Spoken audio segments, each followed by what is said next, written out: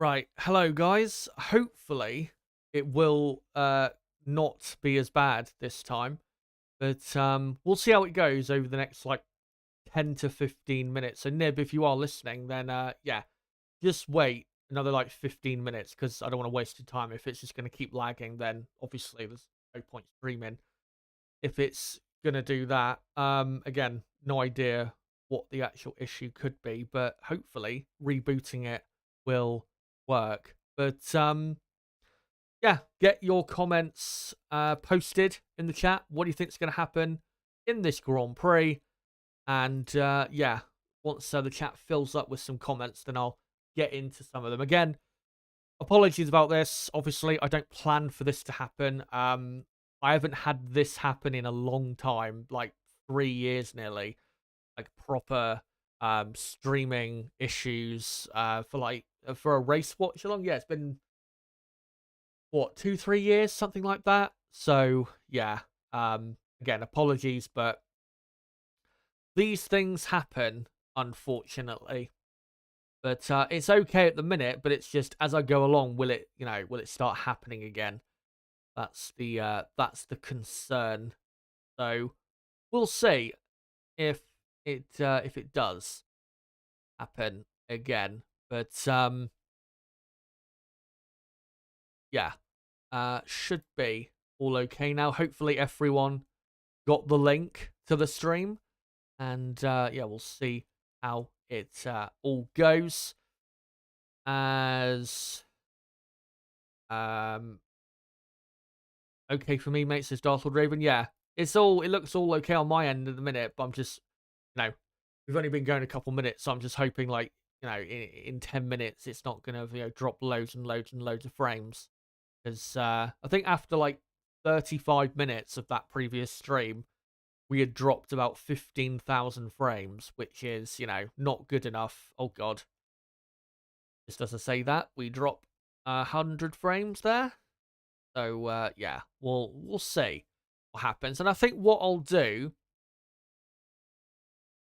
for the next few minutes, just to test and see if it'll be okay, I'm just going to go through the teams and just get into how I think they'll get on, and a quick reminder of what my predictions are as well. So let me just go through the teams quickly. So for Red Bull Racing, it's going to be a very interesting race today. They, I think, have a legitimate fight on their hands if they're going to win the Australian Grand Prix. Luckily for Verstappen and Red Bull, Leclerc, who, in my view, and I think, I can't remember who exactly said it yesterday, I think it was Laurie Rastogi in the chat, said that Leclerc, compared to Sainz, has the higher pace ceiling, which is bang on. And that's why I think if Leclerc was on the front row, Red Bull would be at serious risk today of not winning the Australian Grand Prix. So, with Verstappen on pole, Carlos Sainz in second, even if Ferrari do prove to be quicker in this race today, at least for Verstappen, with Sainz being the driver that is challenging him the most, it's a lot easier for him to beat Carlos Sainz than it is for him to beat Charles Leclerc. I mean, we've seen it before with Verstappen where against Carlos Sainz. I think, was it in Canada a couple years ago where Sainz had a faster car, clearly faster car, yet Verstappen held on for the win in Montreal. So if he can do that again and just do it for, much longer in the race today, then Max Verstappen should be good enough to win the race today. But if Charles Leclerc ends up somehow getting ahead of his teammate, whether it's through the pit stop phases or whatever, then then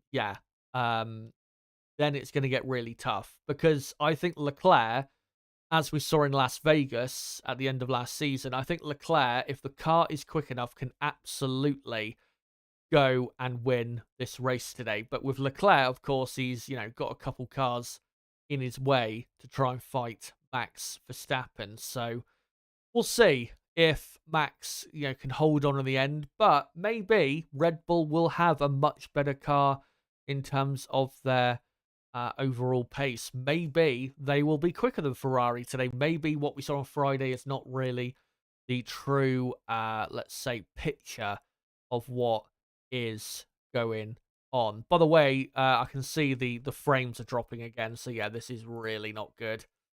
Yeah. But, like I said, I'm going to whiz through the teams. We'll see how many more frames it drops, and if it keeps dropping frames, then I might have to make a decision here. Ferrari, I think, absolutely can win this Grand Prix today. Carlos Sainz in second, Charles Leclerc in fourth. And if only the positions were swapped and it was Leclerc on the front row and Carlos Sainz in fourth place, then I think Leclerc would have a really good chance of winning today because, I mean, he looked really good on Friday. And I think he has more of what it takes to beat Max Verstappen in a Grand Prix. I think he's a better overtaker than Carlos Sainz. I think he has more so the ability to match Max Verstappen more consistently on pace as a driver. Yeah, it is a shame that they have like the wrong driver on the front row. No disrespect to Carlos Sainz, who's made a fantastic comeback from his appendicitis. But with Ferrari, I think in terms of strategically, what can they do to win? I mean, for Carlos Sainz, he needs to, at least for the first half of the race, just keep up with Verstappen and not let Max build a gap. Of course, you know, it would be bad for Carlos if he ended up falling behind a McLaren or anything like that, because that would really give Verstappen a good advantage for the first few laps of the Grand Prix. So he needs to make sure, Carlos, that he does not allow Verstappen to run off into the distance. He needs to keep Max no more than 2 seconds away from him to make sure that Ferrari have options for an undercut at, you know, certain times in the Grand Prix. If we could do that, that's great.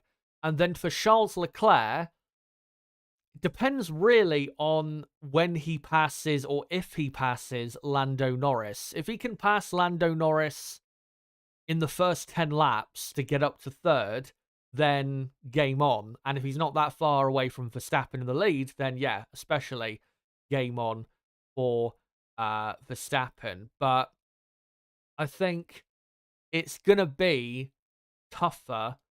And yeah, I can see the frames are dropping like fucking crazy. It's going to be tougher for Leclerc to pass Norris than I think people think. Because that McLaren is pretty quick. It's not a slow car. It is pretty slow in a straight line, but with this track layout, even though there's 4 DRS zones, it's not necessarily that easy to overtake because of how narrow the track can be in certain parts, and these F1 cars of 2024 are so wide. So, yeah. If he can pass Norris in the first 10 laps and then try and get up to the back of his teammate, and hopefully, you know, Max is only like a couple seconds up the road, then maybe Ferrari can, you know, maybe go for an undercut with Leclerc, go for an aggressive strategy to try and get him to be the main Ferrari man attacking Max Verstappen. If anyone's going to win the race today for Ferrari, again, I think it's more likely to be Charles Leclerc, because I think he more so has the ability to get it done. So we'll see how Leclerc's start goes, first few laps goes, and we'll see whether he can get into that fight for the win. But Ferrari, very good pace they've got. We'll see if what do you call it? If they will be able to keep up that pace in the Grand Prix. For Mercedes, wow, their pace is horrible. Yesterday, 0.8 of a second away from pole. If you remember last year in Australia, they were, I think, 1/4 of a second only away from pole position. I know Melbourne last year was a bit of a outlier, let's say, for them. It wasn't as actually a good of a Grand Prix. Well, let me rephrase that. Last year's Australian Grand Prix was not as much of an indication as to what their true performance was last year, because we know that last year, you know, their car was pretty poor. So, yeah, for them to go from, you know, 1/4 of a second away to nearly a second away is quite dramatic, you know, when it comes to their gap away from pole position. So, yeah, George Russell in 7th. I think, you know, if he can hold on to 7th place, I think that'd be good enough. if the top 6 ahead of him finish the race and don't have any serious dramas. So yeah, yeah, Russell I think will finish in well, definitely won't finish in the top 5. I predicted him to finish down in P9, but I think if he can finish in P7, that'd be a good drive from him. And then for Lewis Hamilton 11th, obviously needs to try and get into the points, but I don't think he can really make that much progress. If he does pass Yuki Tsunoda, great, but is he going to make any more positions up than that? I don't think he will. So yeah, not the greatest hopes for Mercedes. And with Mercedes, I'll say this in case I have to cut the stream off, because again, I'm dropping a lot of frames here on my end. What was I going to say? With Mercedes, I don't think we can call them, at the minute, a front-running team anymore. I think what we're looking at is an upper midfield team that, as a championship-winning team, I think they are finished when it comes to winning championships. Not forever. You know, if they stay around long enough in Formula One, they will get back to that level. It's inevitable with the money and resources they've got. But I've come to I've come to accept, let's say, that yeah, they are just absolutely finished in Formula One. So in terms of, you know, being a championship winning team. So yeah, Mercedes, you know, no matter what they do, it appears in the last couple of years they just cannot fix their issues. They just cannot make a good car, it seems. They just cannot make a car that can actually fight Red Bull and even Ferrari at this rate.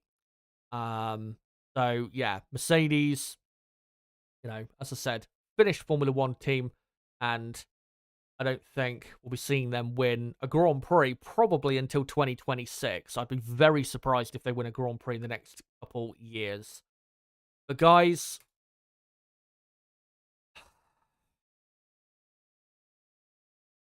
I think I might have to cut the stream and just not stream today, because it's just not working. It's not fucking working. On my end, it's just constantly dropping frames, constantly buffering. And I know for you guys, it may not be too bad, but I don't want it to be buffering all of the time. I get, what frustrates me is why today? You know, I haven't had this happen on stream for years. But of course, race day for the Australian Grand Prix, and yeah, it obviously has to happen.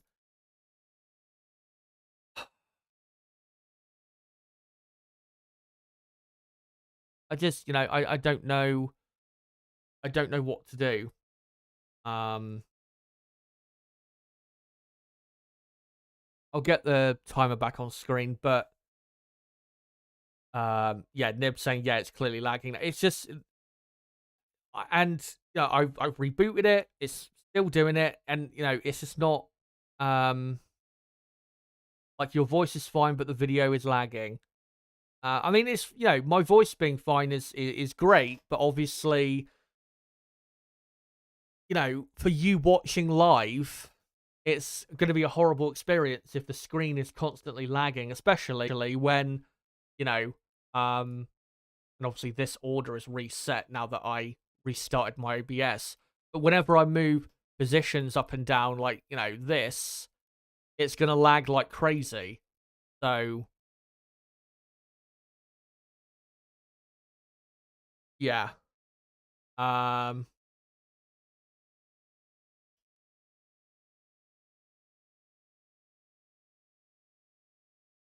again, sorry about this, but again, I've not had this happen in a long time. I have no idea why suddenly on the 24th of March, 2024 at 3 a.m. it's decided that it has to basically crash and burn.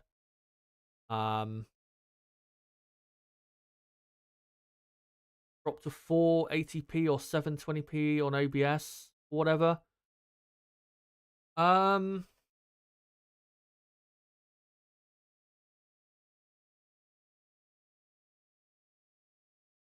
I don't think that'll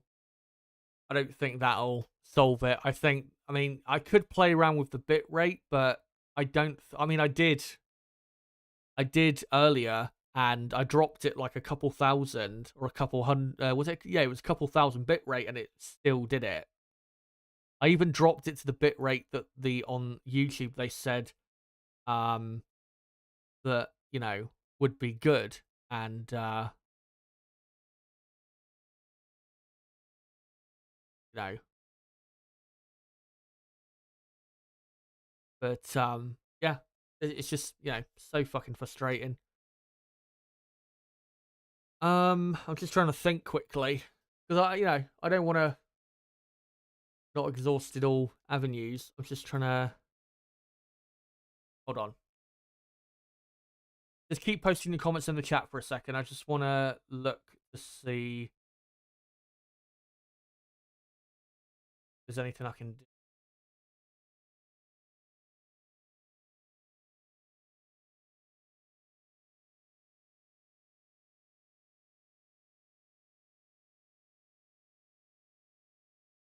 Yeah, the only thing I can do by the looks of it, I've just Googled, the only thing I can do is play around with the bit rate, but I've done that and it didn't work. I'll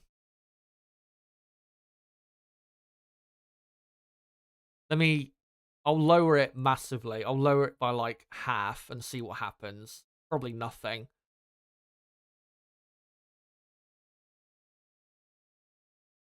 But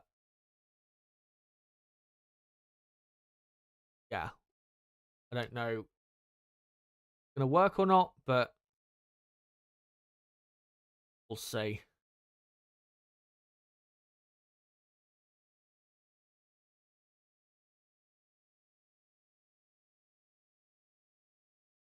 Yeah, I've lowered it. I've lowered it from what was it? It was like 8,800 the bit rate, which I know people may think, God, that's high, but I've been streaming at that bit rate for months and I've not had any like real issues, to be honest. So, if it could handle it for months, I don't understand why suddenly it's like, nope, can't do it anymore. And as well, when I bought my new PC, which, the reason I bought a new PC was so I could stream in better quality, OBS recommended that bitrate to me for that to be the bitrate I stream in. So, again, how come I could stream at that bitrate yesterday and it worked, but today it just crashes, burns?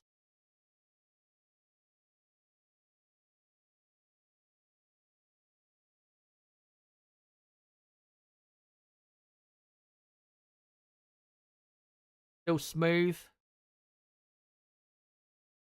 There's Brooksford. I mean, yeah, it's not dropping frames now, which is good. And I've lowered it to 4,000. Is the stream still in good quality? Is it now like not in HD or anything? Let me check.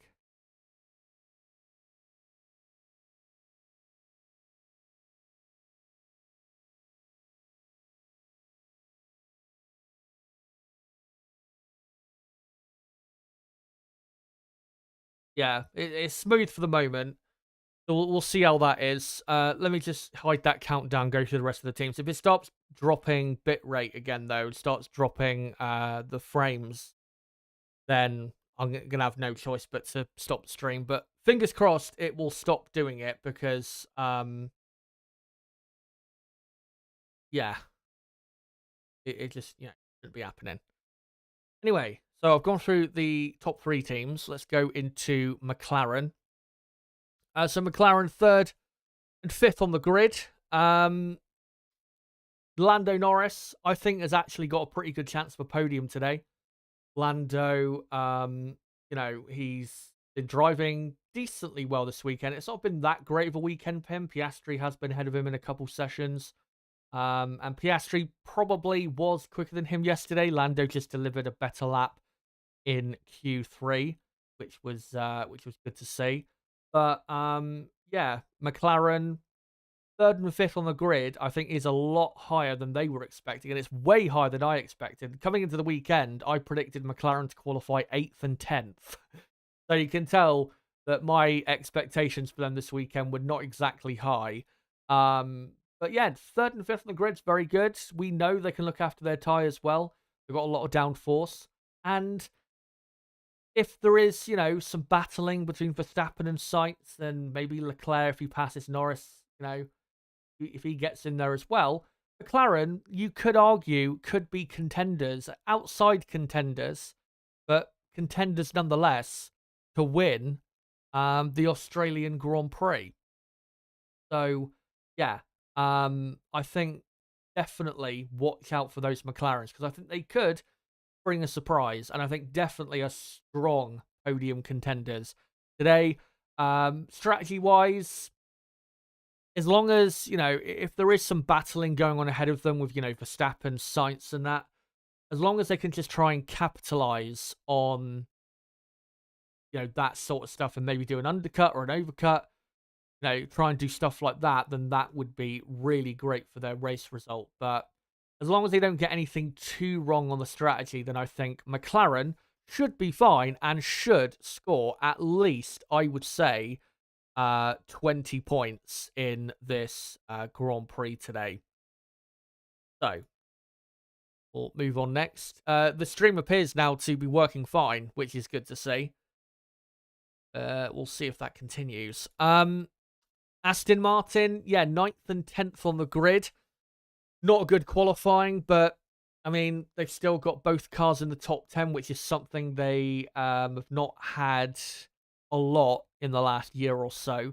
Aston Martin, obviously Lance Stroll, a big reason for that. Good to see Stroll, by the way, performing well this weekend, even though this is one of those races or race weekends where Stroll is magically Ayrton Senna. It's good to see him, performing well nonetheless. Fernando Alonso, I think, may have damaged his floor in Q3, and that's probably why he ended up so slow compared to Stroll.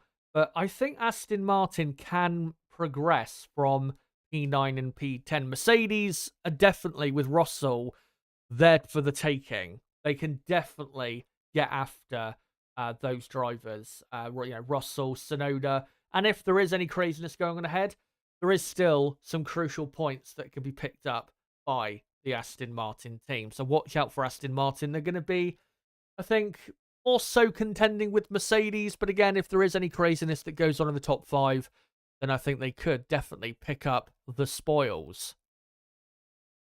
But let's now go to the midfield teams.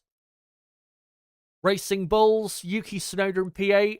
Very good pace from Tsunoda this weekend. And Racing Bulls looking pretty quick as well. Shame for Daniel Ricciardo that he exceeded track limits. No excuse, really, for him exceeding track limits at turn 4. He just went way too wide when he didn't have to.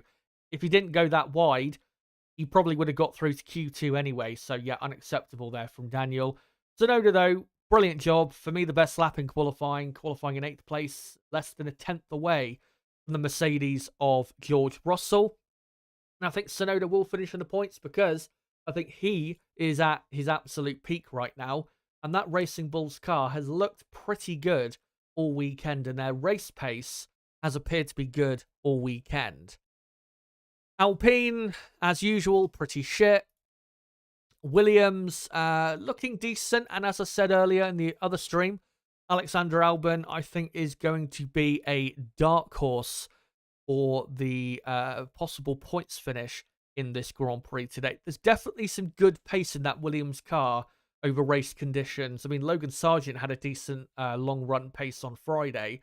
Obviously, Albon now in his car, and Albon obviously a quicker driver than Logan. So I think, if there is a couple retirements from the top 10, like I said earlier, I think Albon will be a very likely person to pick up, even if it's just one World Championship point. Sauber, unfortunately, just don't have any pace. And Haas F1, also just don't have any real pace. Here's a quick reminder, again, of what the long-run pace on Friday was like from the teams. Ferrari were quickest. All of these teams, by the way, did their long runs, I believe, on the medium compound tyre. Ferrari were the quickest on a 1:22.9. That's the average lap time there. McLaren only a couple tenths away. Aston Martin decent. Red Bull weren't so good, but have made setup changes since, so have improved. Mercedes very poor, and they're going to be very poor today. Racing Bulls decent. Alpine a bit better with their race pace and quali pace, which is not really a surprise because we've seen that last year with that team.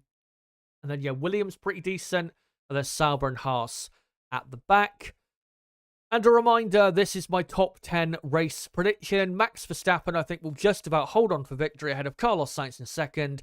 Lando Norris, I think, will finish in third. Charles Leclerc will finish, I think, in fourth, with Piastri fifth, Perez sixth, Alonso seventh, Stroll eighth, Russell ninth, and Yuki Tsunoda in P10. And let me get the timer back on screen. There you go.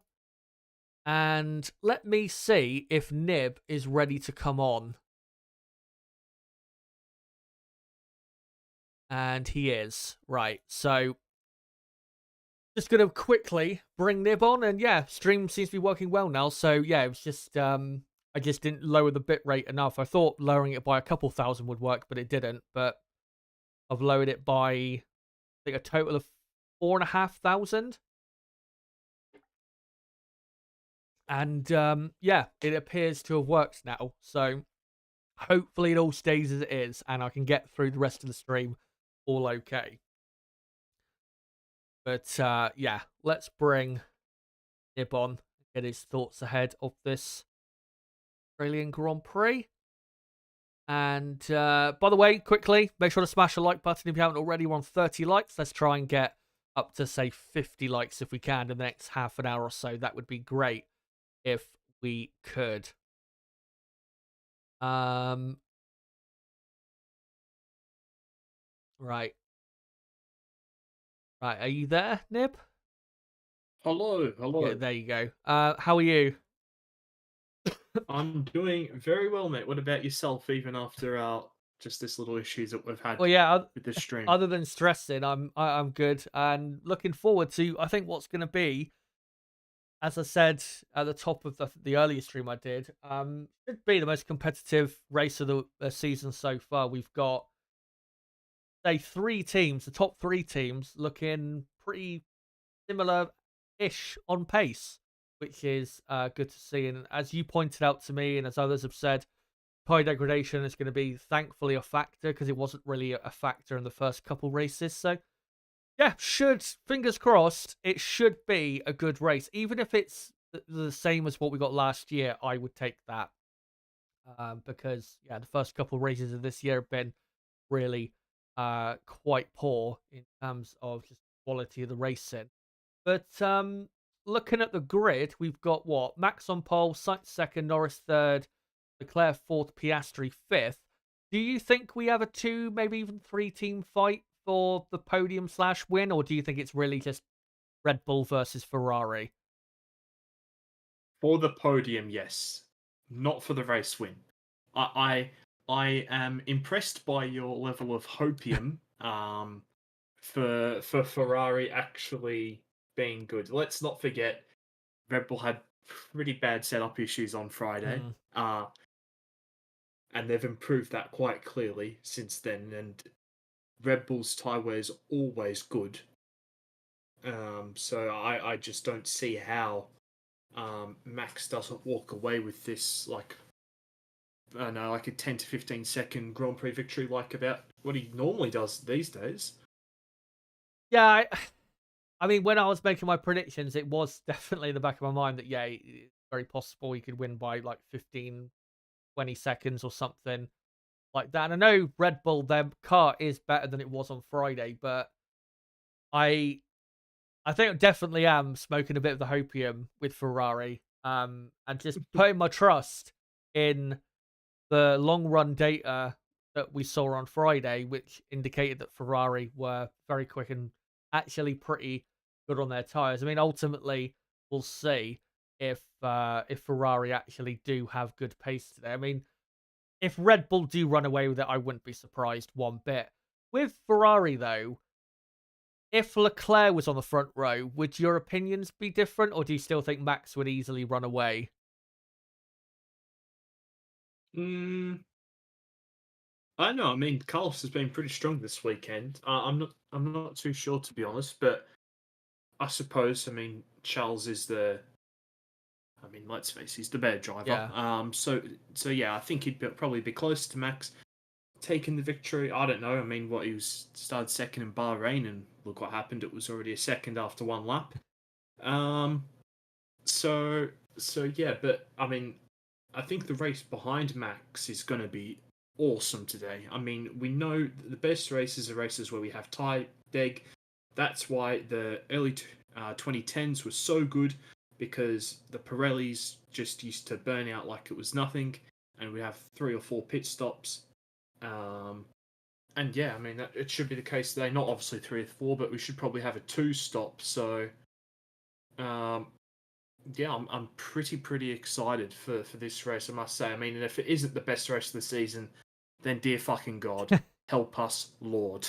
Yeah, if it's as bad or worse than Bahrain, then I'm going to be pretty miserable come the end of the Grand Prix. And yeah, Sky F1 just quickly showing what the predicted strategy is. The fastest one is starting on the mediums, pitting between lap 14 and 20, going to a set of hard tyres, pitting again between lap 33 and 39, and then finishing the race on another set of hard tyres. Yeah, we'll see who is more so affected by tyre deg in, say, the first stint of the race. But yeah, the fight for the podium definitely will be very interesting between the two McLarens, Leclerc, Perez, maybe, yeah, Sainz as well. Um, I'm not really including Russell or the Aston Martin to that because I don't think they've got the pace from their positions to really contend. Definitely Mercedes. I don't think they've got the pace at all to contend. But with McLaren, do you think how good a chance do you think they've got? Because obviously through the corners we know their car's very good, but still got that top speed deficit. And do you think that might just allow Ferrari to just be too good for them today with obviously 4 DRS zones at this track? Yeah, I mean, that is the main concern for McLaren, really, isn't it, with the DRS? Because yeah, I think if we were at 3 DRS zones like last year, because they didn't have it down the straight to 9 and 10 last year, did they? Or was that the year before? But yeah, it was one of them, yeah. Um, yeah, like if they didn't have the DRS from out of 7 and 8 down to 9, I think McLaren probably would be okay, but yeah, probably just maybe too much DRS, and I think that might hold them back today. But yeah, I mean, certainly a good weekend by McLaren. I mean, Piastri probably a little bit disappointed with his performance yesterday in Q3. The rest of the quality was very good by Piastri, but he probably should have been ahead of Lando yesterday. And of course, just quickly on Perez's 3 place penalty. I'm glad they've actually penalised impeding and qualifying, because how many times do we see nowadays? Oh, he wasn't told of it. It's like, well, these drivers should be aware, and Perez quite clearly was not aware and just terribly impeded Hulkenberg. So I'm actually glad that we're penalising impeding and qualifying. Yeah, it feels like with the stewards, like half the time they'll penalise, the other half of the time they just find reasons not to or just don't really care. But with Piastri, did he make a mistake on his final lap? I don't think I saw if he did or not. Like, I think he said he did, but I cannot remember where. yeah, I was thinking might have been like turn 10 or something. Because I know it might have been Q2. I know he ran wide at turn 10 in Q2, and he thought the car might have been a bit damaged, but I don't know if, he ran wide again or something like that. But I do remember his final sector was not a personal best at the end of Q3. So yeah, Piastri definitely had more in the bag there. But two McLaren drivers, thankfully, looking both very close to one another and both pushing that car very well. And then yeah, a bit further back, we've got Russell 7th, Sonoda, what performance by him in 8th, 2 Aston Martins 9th and 10th, and Hamilton 11th. We'll just go to Mercedes though. I mean, we know what their issues are. In the high-speed corners, their car's awful. The car doesn't really seem to be that well balanced. Been quite poor the handling this weekend. I mean, yesterday in qualifying, the onboard footage of Lewis Hamilton on his final lap in Q2, the car looked undrivable out of the corners. Constant oversteer for Hamilton. Um, yeah, what are your thoughts on Mercedes? Because for me, I've just given up on them. I just don't think they can really. I mean, maybe they can not fix these issues, but make them a bit better later in the season. But I'm just done with this team in terms of expecting them to actually improve and actually build like a properly good car. I mean, yeah, what do you think? Do you think Mercedes are really just done now for this season? Yeah, I agree. I mean, we know that they're not.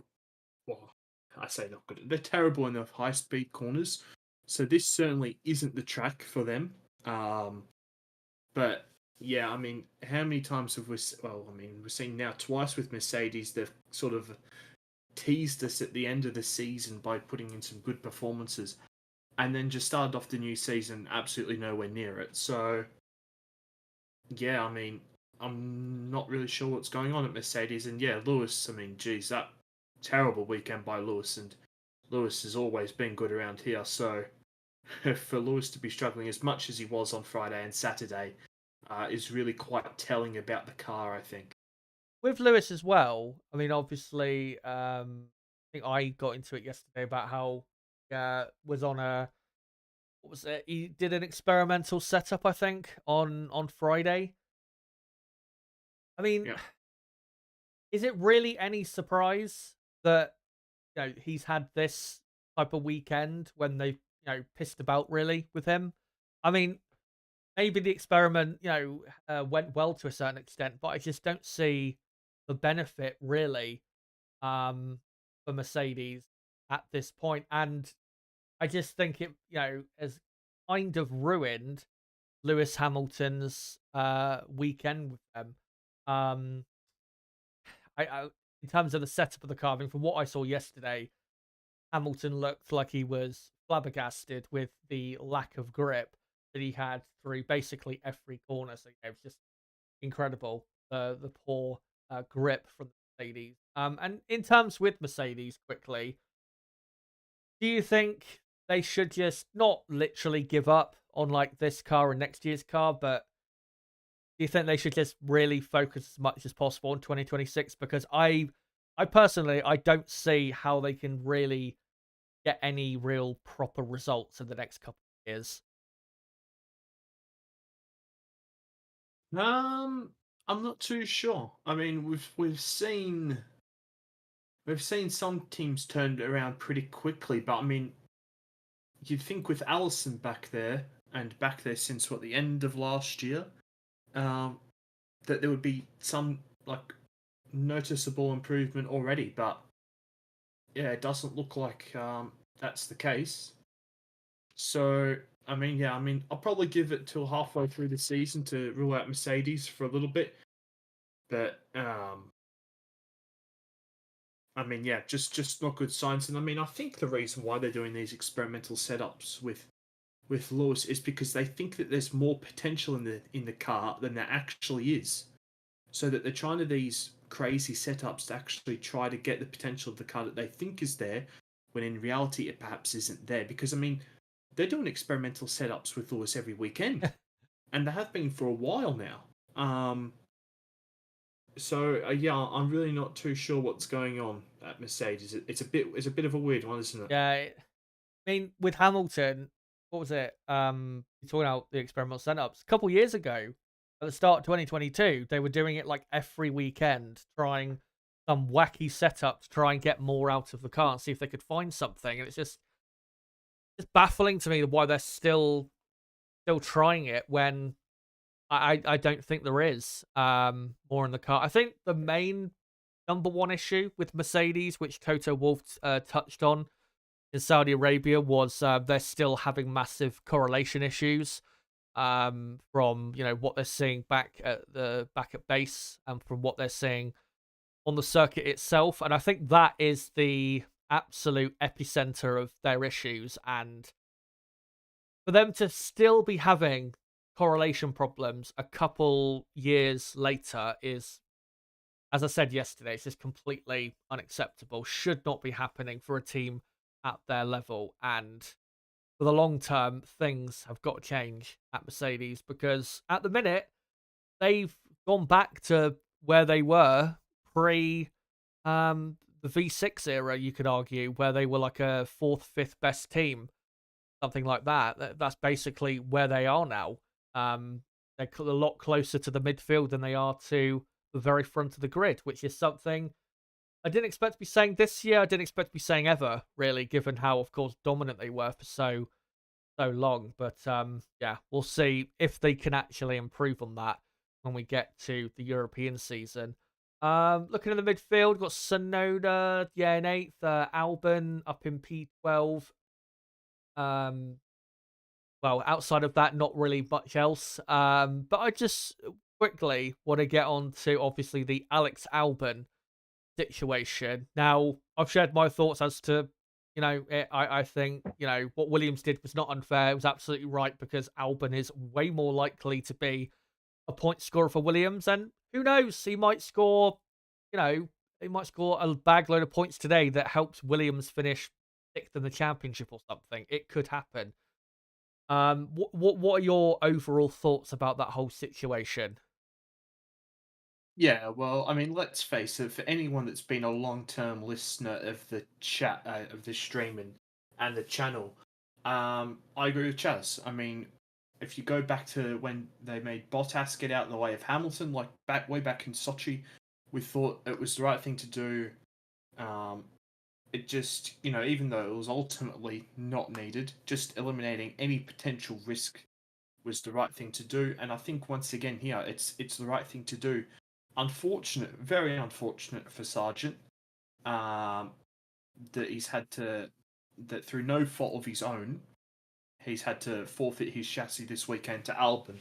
But in the reality, if Albon was putting in better performances, this wouldn't have happened. I mean, Logan would have been able to drive the chassis, because they would have thought, oh yes, he actually has the chance of scoring points. Whereas they didn't think that, and that's absolutely the correct thought. So, yeah, I mean, Albon was very good in qualifying as well, and they didn't send him out because they wanted to save that set of soft tyres for the race, Ted was saying. So, a little bit of an odd decision, because I think qualifying is quite important around here to an extent, because, I mean, the first lap can get quite messy here with how tight turn 1 and turn 2 is. So, I mean, it'll be interesting to see how Albon will do in the race, but I think there's a very much a chance of him getting some points, which Sargent absolutely wouldn't have done. yeah, I mean, even I think in practice too, Logan was in P13, which is great. I mean, a lot better than what we've seen a lot of the time from him. But how many times have we seen Logan have like a decent practice? Nothing terrible, nothing that special though. But then we get to qualifying and he's like the first man eliminated in Q1. It happens so often with the guy. I remember I think Bahrain a couple races ago, he was like at about the same pace as his teammate in practice, and then he got knocked out in like 18th, 19th, something like that, and was like half a second away from his teammate. So yeah, it was clearly the right decision. Yeah, it is. It's bad for his confidence, but if he performed at the level of Alex Albon, I don't think this would have happened. I know there are some people out there saying, maybe alluding to, maybe that Williams is like Alex Albon's team and that, the team revolves around him. I don't think it revolves around him to that degree. If Logan was performing at the same level as Alex was, kind of similar to what Alpine have got with Gasly and Ocon, I don't think Williams would have kicked Logan out of the car, because I don't think they would have been stupid enough to make that type of decision and to destroy Logan's confidence when he is performing at a good level. But obviously, he's not performing at a good level. He is by far the worst driver in Formula One. I think 99.9% of people agree with that, if not 100% of people agree with that. So yeah, it was the right decision, and we'll see in the race if Albon can get a couple points. And in a way, I hope he does, so he can shut up the people that are saying, "Oh, well, what if he doesn't score points? What if he crashes? This, that, and the other." Obviously, last year was probably going to score points until he crashed, but we'll see if it happens again, and hopefully, it doesn't happen again at that same corner of turn 7. But we've got what 22 minutes to go until the race begins. Martin Brundle just on his grid walk now. What was I going to say? Quickly, what is your top 3 for the race? I've gone for Verstappen, Sainz, Norris, which is the top 3 on the grid. What are you going for? Verstappen, Sainz, Piastri. We're gonna have an Aussie on the podium, baby. Yeah, to be fair, if Oscar has a good start, I don't see why it can't happen. I think honestly, any of the top 6 could be on the podium today. So, if anyone wants to go for that prediction, I don't think it's totally out there. Quickly as well, though, some people I don't think know in the chat that you have actually been to the event this weekend. You weren't? Were you there yesterday for qualifying, or was it just on Friday? Nah, I just went on Friday. Yeah. Was there anything that happened that you noticed from the cars or anything that you want to mention? Yeah, that the soft tires were absolutely dead. Come the third sector, but I mean that was really only relevant to qualifying really, and it was pretty funny. Pretty funny. Brundle was just walking past the old former deputy PM of Australia there, and she was looking at him like, "Does this bloke know who I am?" Like, it was pretty funny. But yeah, I mean, not there wasn't really too much I can report because there's too many fucking people at the event nowadays to actually go around and walk around to every single corner like I used to do. So I was just sat with my mate in their grandstand, with their grandstand tickets that they've got. Because one of my mates wasn't able to go on the Friday, so I just used his ticket to sit in the grandstand. So yeah, we just sat at turn 11. And yeah, I mean, not a lot you can see really of how the cars behave when you're that low down. Although the curbing at turn 11 is quite harsh, that's for sure on the inside. But yeah, I mean, it's just, yeah, I mean, that's the whole reason also why I'm not there today, because obviously, of course, I mean, I'm 50 minutes away from the track, I could be there today, but it's just not worth it with how many bloody people there are there. What's the what was it you said the attendance was on Friday? I can't remember what the number was. 120,000. Which is mental. For a practice day. What's the Yes, on a Friday especially. what's the is that what? It's like the expected attendance for the weekend, like 300 or 400K or something. Uh, yeah, something like that. I think it's going to be like 135 or even more today. Yeah.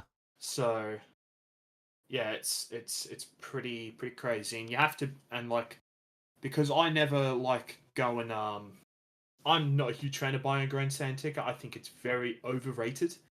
I'll always like to go in early when they line up an hour before the gates open, but my mates hate doing that. So, um, so yeah, I just sacked it off this year.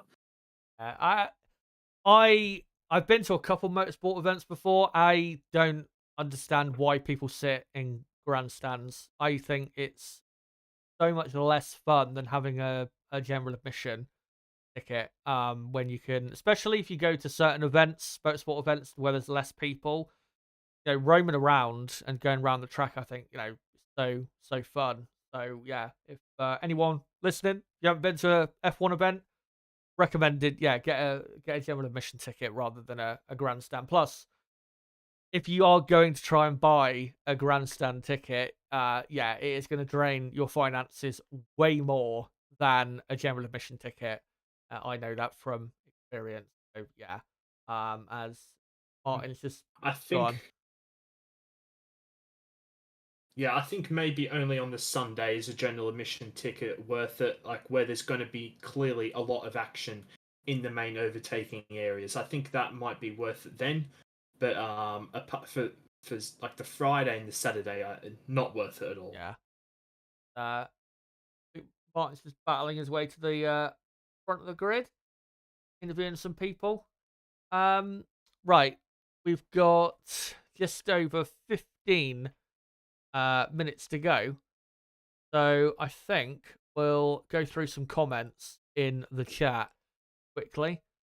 And make sure to let me know, guys, your predictions for the race. Who do you think is going to win? Who do you think the top three is going to be? Let me know. Frank Trick says, if you're only interested in who wins every race, you're going to lose interest very quickly. Better to support a midfield runner, more exciting.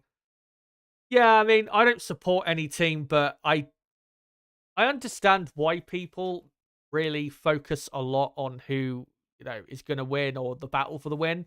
Because, it's very exciting if there is a battle for the win, but there's so many races in F1 history that have been amazing where whoever's won has won by 20, 30 seconds. It's not all about the battle for the win necessarily, but I understand those people that think that way. And yeah, Frank Triggs earlier saying midfield is where the fun is.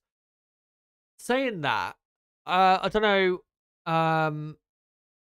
Yeah, this year it doesn't feel like the midfield is actually that competitive. I don't know why. It just doesn't feel as competitive as it used to be. Like 2 to 3 years ago, the midfield felt super competitive. I think probably because there was more teams in the midfield.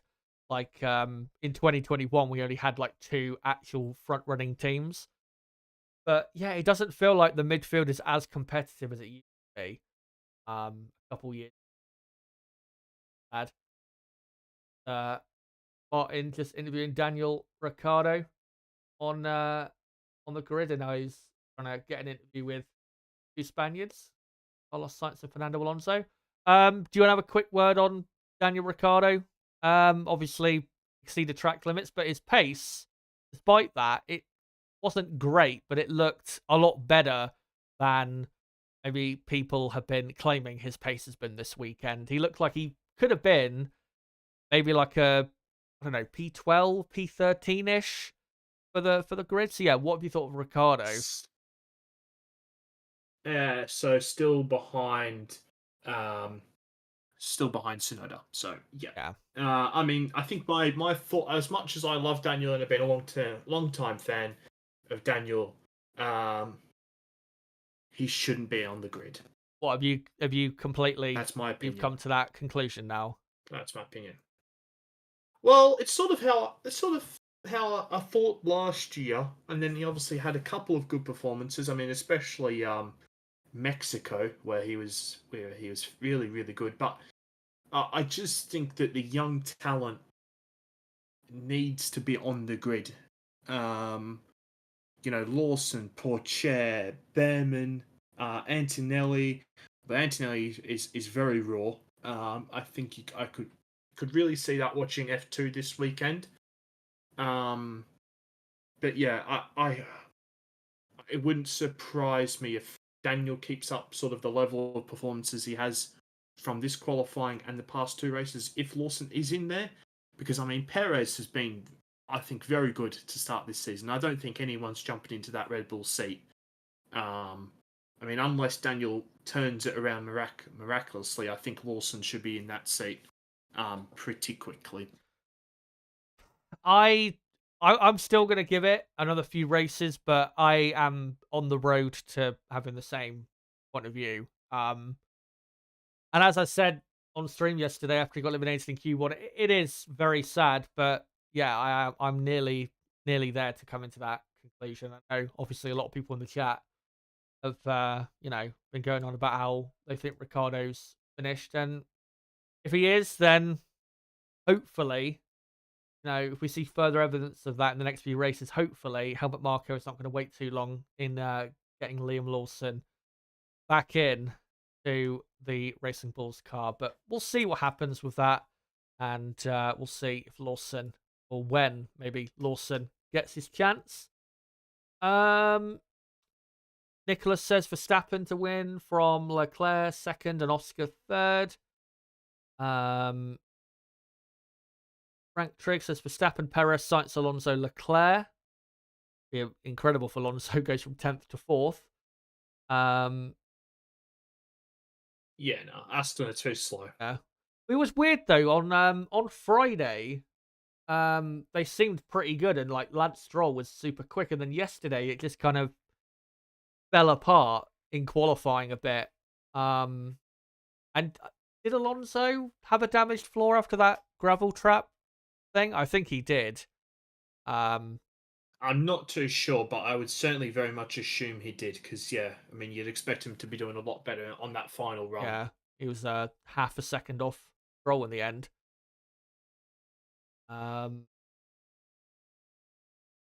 Few other comments and predictions here, as we've only got just over 10 minutes to go until the beginning of this Grand Prix. Darthel Raven says Sargent is the new Latifi, but I think he has to have another chance. Well, to be honest, I would say Logan, I think, is probably,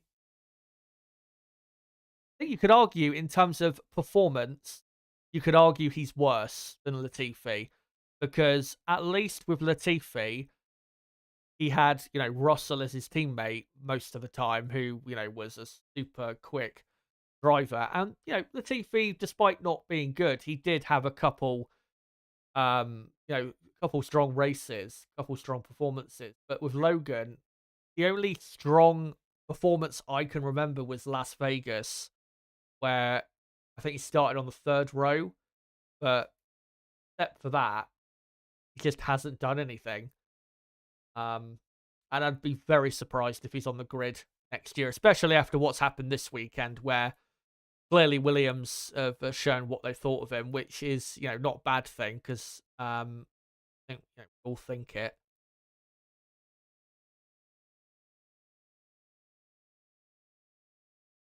Got comments here I can read out. Frank Trigg says, I think Ferrari is stupid for dumping Sainz for Hamilton. Also, the 100 million contract is just a waste of money. I can see, why you may think that, because, Lewis Hamilton, he's not started this season very well at all. But let's wait and see whether he improves. Probably will. And obviously, with next year, Lewis Hamilton might just return to being, the Lewis Hamilton that we all know. So let's wait and see before we make claims like that, because I think it's too early to say something like that. And what they could pay Hamilton whatever he wants, and he's going to make a lot of that money back in merchandise sales. Yeah. Let's not forget that. Gravel says I'll take Sargent over Ricardo at this point. Nah, come on, that's way too harsh. That's way too harsh. Okay, that's some serious waffle. Good lord. Yeah. I wouldn't go that God, far. I'm so glad I have the volume off right now, Chaz, as Russell standing there on the fence. Oh my god, I know what it would sound like. Like what I was talking to you earlier about. Oh my goodness. Yanni saying I agree with Hamilton. Stupid Tory. Yanni says I agree with Hamilton being a waste of money. Ferrari really surprised me with that. As Nib said, even if on track he doesn't win a championship, it's still going to be a very financially beneficial deal for the Scuderia. Aoife says George Russell is a bit overrated given he had Nicholas Latifi as a teammate. I mean, if you had said that a couple years ago, then yeah, I think you could be justified in saying that. But, since he has come to Mercedes and been Lewis Hamilton's teammate, I think he's proven that he is a very good driver when he's performing to his best ability and not, clumsily sliding into people. So yeah, I wouldn't agree with that. But I will say with Albon at Williams, Albon, he's done well with Williams, but I still would like to see him have an actually competitive teammate because he hasn't had one at Williams. I'd love to see, I don't know, Antonelli or just someone who will be at least on his level because he hasn't had that since he went to Williams in 2022. But right, we've got 7 minutes to go. So I think I'll read out a couple more comments and then we're going to get into it.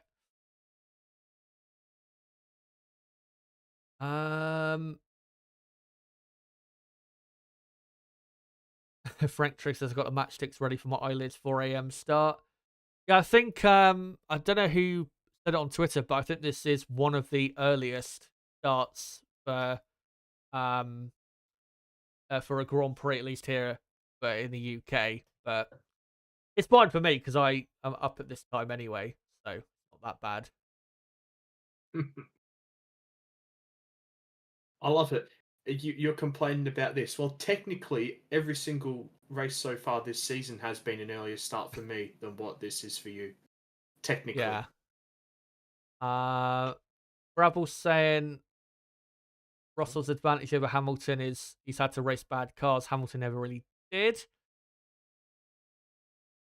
Yeah. Prank saying, oh God, Osama bin Russell. I'm not sure I agree with that, but there you go. But yeah, I think I'll leave it there for the comments. Thank you guys so much. As of course, we are about to start this Grand Prix.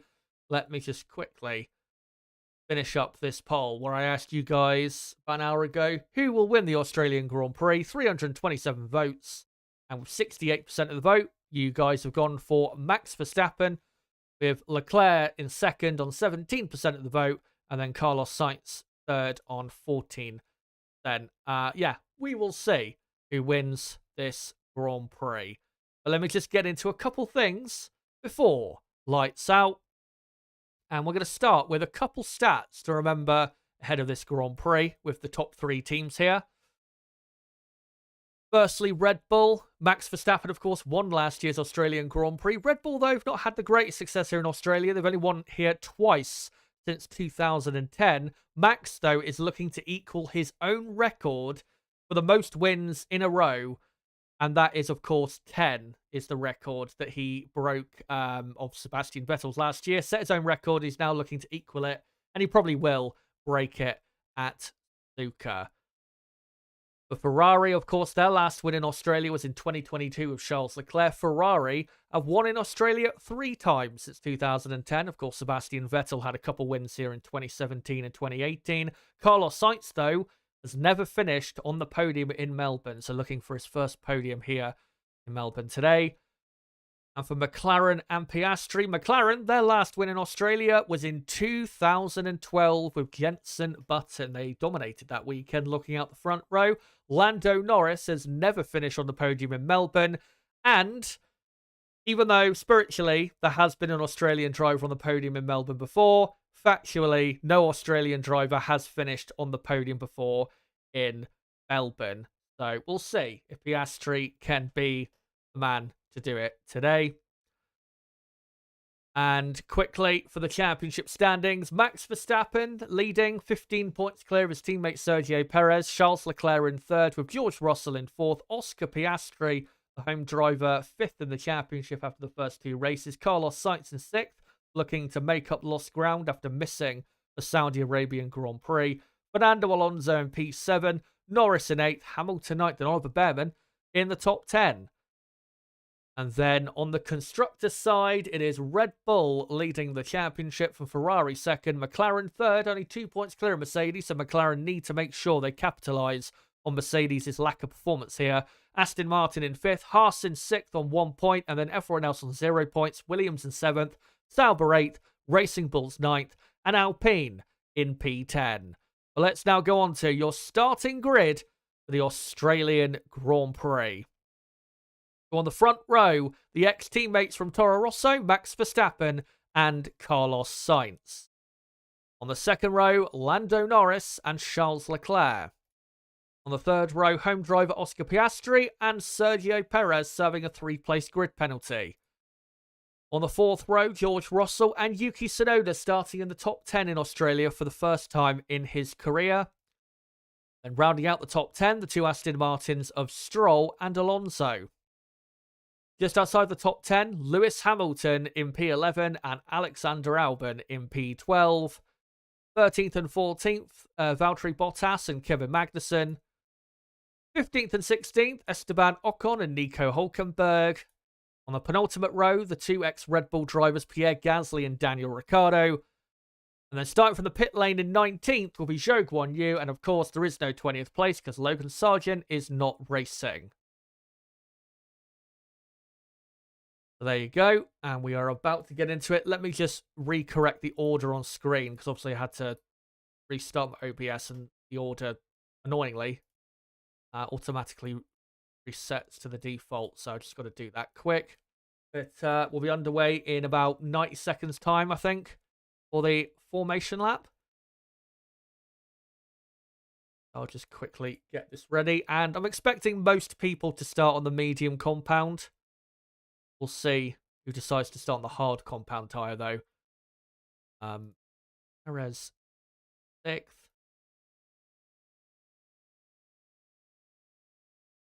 They're just about the teams ready to release their tyre covers.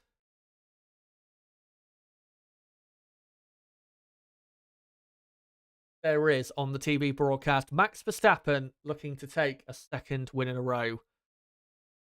Lewis and Ricciardo starting on the softs. Wow.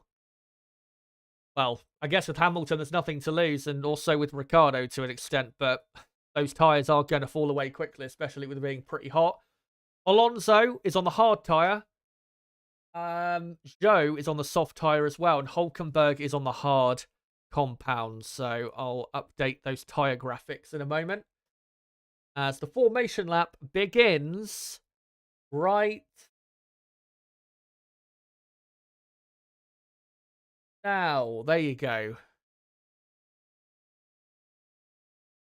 And yeah, I'll just do those tyres quickly. So, the top 9 are starting on the medium compound tyre. And then we've got Alonso on the hard, Hamilton on the... Hold on. Again. God. There you go. Alonso on the hard. Then Hamilton on the soft. Then Zhou on the soft. Ricciardo on the soft. Hulkenberg on the hard compound tyre. And everyone else is on the medium compound. As the front of the field are about halfway through this formation lap. And a record attendance, 452,000. Which is, yeah, a stunning attendance. That's, I think, 50,000 more than Silverstone had last year. So, yeah, congrats to the event for selling so well. As the front of the field just coming into the final sector now. This is, as they're just displaying on the screen, Daniel Ricciardo's 10th Australian Grand Prix. Starting from P18 and hopefully can climb a few positions today. As there is his possible replacement in the future, Liam Lawson.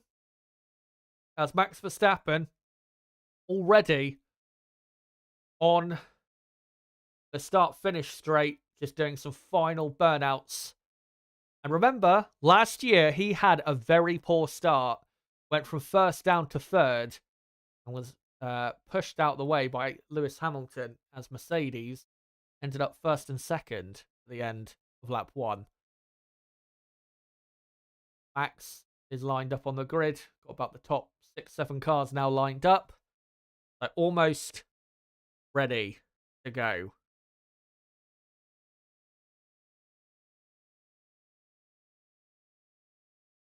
The back half of the field just coming onto the pit straight now and doing final little burnouts. Final couple cars lining up now. And we are ready to go as Zhou Guanyu in 19th starts from the pit lane. Green flag waves, the lights are on. 3, 4, 5 lights. And it's go in Melbourne, and Max Verstappen has had a pretty good start. Carlos Sainz still a good start for him. Trying to go to the outside is Carlos to try and get a good run on Max on the exit, but he doesn't quite do so. Lando's had a good start, as looks like they've all got through just about okay. As is Carlos Sainz going to go for it? Turn 3, not quite. Piastri having a bit of a look at Leclerc, as Russell trying to pass Perez into turn 4, and he's done it. George Russell up to 6th place. Brilliant move by him, as one of the Aston Martins has had a decent start. But they all have got through pretty cleanly, which is surprising to see, as they now enter the middle sector, where it is incredibly high speed as they race their way up to turn 9. As Sergio Perez already trying to get back past George Russell. And Russell not having the greatest exit from turn 10. Perez is going to try it into turn 11. Will he get the move done? Nope, he's going to try a switch back, and it doesn't appear to really work for him. But it is, Perez in 7th. Lance Stroll is in 8th place. Sonoda 9th. Lewis Hamilton up to 10th. Alonso has gone down a position to P11 as we're now on lap 2 for 58. And Max Verstappen leads from Sainz in 2nd. Norris 3rd. Leclerc 4th. Piastri 5th. Russell 6th. Perez 7th. Stroll 8th. Sonoda 9th. Hamilton 10th. And then Alonso, Bottas in P12. And then Magnussen 13th, Albon 14th, Ocon 15th, Hulkenberg 16th, and then Gasly, Ricciardo, Zhou, the rest of the field. And Max is only 0.4 of a second clear of Sainz, as they're currently on that long straight up to turn 9. So Carlos Sainz really keeping well with Verstappen, and Verstappen not able to go anywhere. DRS, of course, already enabled. And Carlos Sainz round the outside, he's done it! Carlos Sainz leads in Australia. Ferrari are right in this fight now, as Max has somehow got to try and get his way back past. Carlos Sainz takes the lead of the Australian Grand Prix. And I will admit, I did forget that DRS was enabled after only one lap. And, well, did Ferrari and Sainz take advantage of that?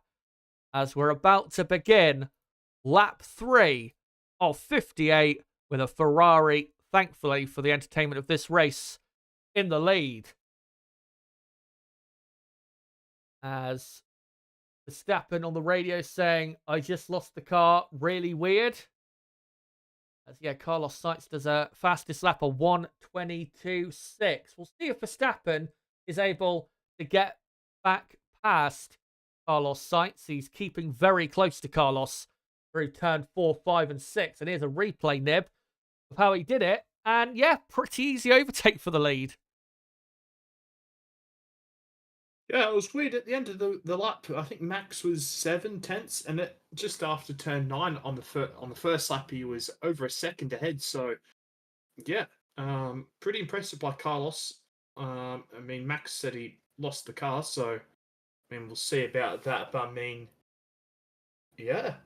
I did not expect this, and like you, Chaz, I did forget that DRS is enabled on the first lap, and with how many DRS zones, it's going to be quite easy to make a move.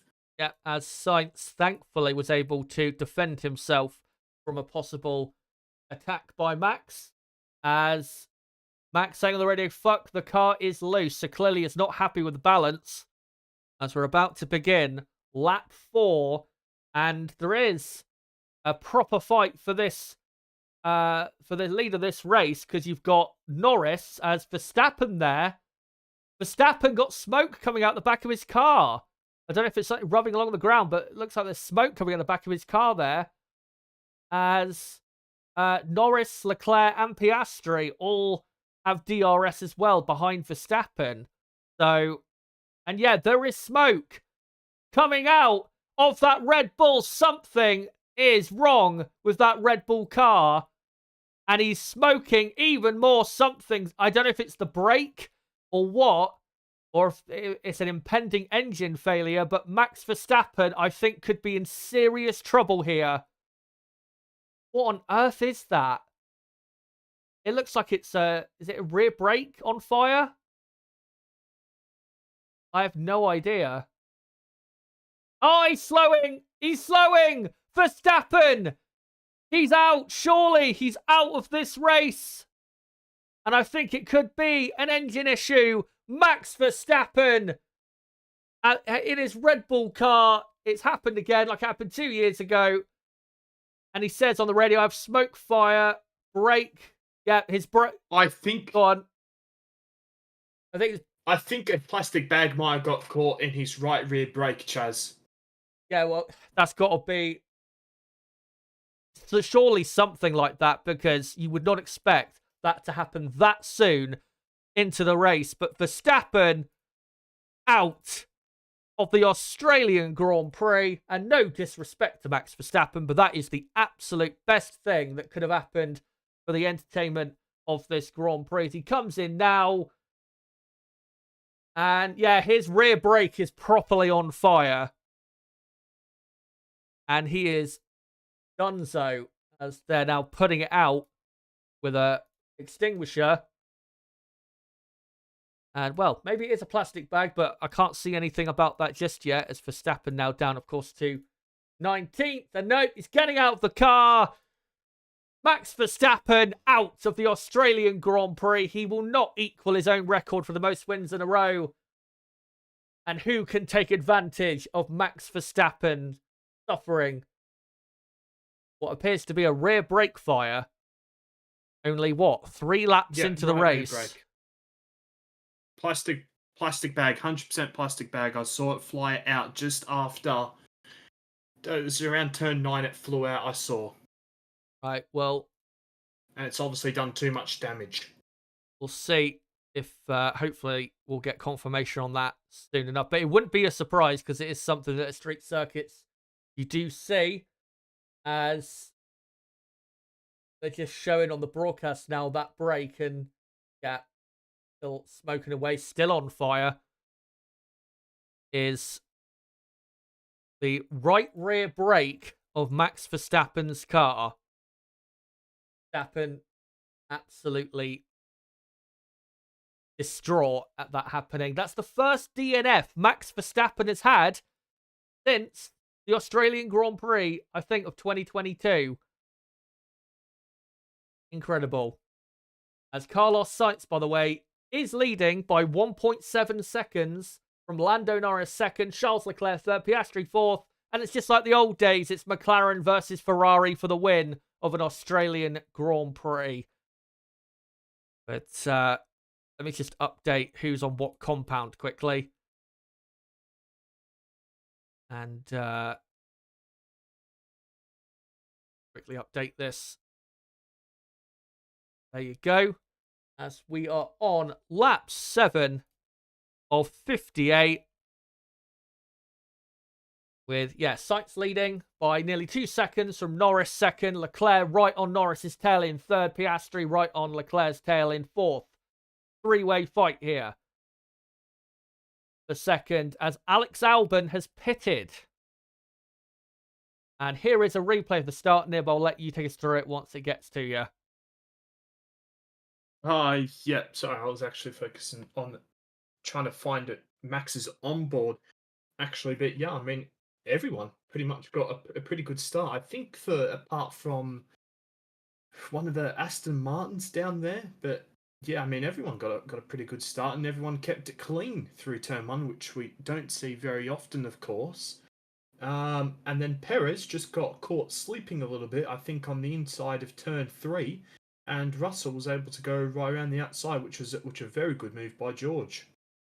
And then yeah, Max getting overtaken, and see how there was a plastic bag on out there on that track beforehand. It could have been there, so yeah, I mean, I think we'll find out eventually, but I'm fairly sure. Well, I mean, why else would his rear brake go on fire like that? Something has to be caught in there. So, Yeah. oh, and you've seen all of it explode off, at the penultimate corner. Well, it has to be, like you said, it has to be something that's stuck in there, because normally a brake fire would happen like quite a long way into the race. You wouldn't have it that soon into the race. As Mercedes now pitting Lewis Hamilton from his soft compound tyres. Very early pit stop. And a 2.4 second stop. A good pit stop for once from Mercedes. As we're on lap 8. Still the same top. The same top 8. But yeah, Lewis Hamilton's now pitted. Kevin Magnussen has just pitted as well. Ricardo and Zhou have pitted as well. Lots of people moving on to the hard compound tyre already. Clearly, tyre showing well. As Ferrari telling Sainz to go for plan A, as Leclerc tries to go for the inside on Lando Norris, but now that's left him possibly at risk from Oscar Piastri behind. No, Piastri unfortunately not close enough, but Leclerc tried to sneak ahead there at turn 9. But Magnussen, yeah, is now in 16th. Albon in 15th. Lewis Hamilton is now in 14th position. As on lap 9, Carlos Sainz leads by 2.5 seconds from Lando Norris. As Leclerc still pressurising Norris pretty hard. As Russell and Stroll have pitted. Carlos Sainz does another fastest lap, and Russell and Stroll surely going on to the hard compound tyre. Yes, they are.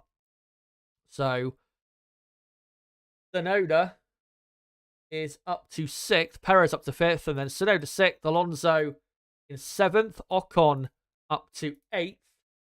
As, slow again, pit stop issues at Sauber. They can't get the tyre on again.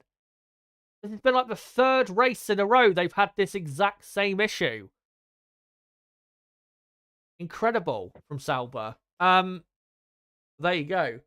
So yeah, it's Ocon in 8th. Hulkenberg 9th. Pierre Gasly in P10. And then Russell is 11th. With Stroll 12th. Hamilton 13th. Valtteri Bottas now at the very back. I'll just put him down at the very back. So everyone outside of the top 10 has pitted. As now, on lap 10, Charles Leclerc and Oscar Piastri come in. As Carlos Sainz is incredibly quick right now. Another fastest lap of 1:22.0. And he pulled out about 3/4 of a second over Lando in second. Yeah, Carlos really running away with this right now as Leclerc and Piastri come out behind Gasly and Hulkenberg. So that's not going to be great for them in terms of traffic with that little battle going on. So Piastri down to 8th as Esteban Ocon has also pitted. Let me just update that. I'll correct the tyres, by the way, guys, as soon as I can, but obviously I can't quite do that right now. Trying to update the positions first. As yeah, Piastri in 8th, Leclerc in P7. Gasly up in 6th. I think, I don't know if Tsunoda or Alonso have pitted yet. As just a replay on board of Lewis Hamilton running wide at turn 1 and cutting some grass. Thankfully got away with it, but that Mercedes still proving to be incredibly difficult to drive. As Carlos Sainz still out there, goes nearly a second quicker than Lando Norris and does another fastest lap. What a performance this is by Carlos Sainz. He is pulling away incredibly quickly from the rest of the field. And his engineer telling him you're doing a mega job. And he absolutely is. But it is. Sainz on lap 11 leading by 4.5 seconds from Norris second, Perez third, Alonso in fourth. And then you got Hülkenberg fifth, Gasly sixth. And yeah, Leclerc and Piastri stuck behind this little battle between Hülkenberg and Gasly. And that is hurting their possible undercut here. Then you got Leclerc 7th, Piastri 8th, Russell 9th, Stroll 10th, Hamilton 11th, who has undercut his way past Tsunoda. Then Albon, Ocon, Magnussen, Ricciardo, Joe, and Bottas. So, and here comes Leclerc up the inside of Pierre Gasly at turn 9, and he just about gets it done. Brilliant from Leclerc, who is up P6 and now has to overtake Hülkenberg into turn 11, and he does. Piastri passing Gasly into turn 11. Now Leclerc has got 10 seconds of clear air in front of him to attack, as Carlos Sainz on lap 12 pulls out basically another second on Norris, as Ferrari now tells Sainz they're going plan B, which might be maybe a longer first stint than planned, as Piastri now passes Hülkenberg. This is incredible pace from Carlos Sainz. He's pulling away from Norris like Norris is, in a midfield car or something. Norris has no pace compared to him. Sainz has replaced Max Verstappen. He's a second faster than the rest of the field. He's getting fastest lap after fastest lap as well, which is very typical Max Verstappen trait, and doesn't have to pit at the current rate he's going at, as now we've got pretty much, not everyone, but almost everyone on a set of hard compound tyres. The only people still out on the mediums are the top three: Sainz, Norris, Perez. Gasly is still on a set of mediums, and then everyone below Gasly is on a set of hard tyres. Just update that, and I'll update the lap counter in a moment. There you go. Update that we are on lap 13 for 58. As Perez saying, or something on the radio there, didn't quite catch it, as Carlos Sainz pulls out another second over Lando Norris. And it's all looking brilliant for the Spaniard out front. But still, long way to go. We're only a quarter of the way through this Australian Grand Prix. Yeah, Gasly still fighting Hülkenberg for P7. Of course, Hülkenberg and Gasly have not pitted yet.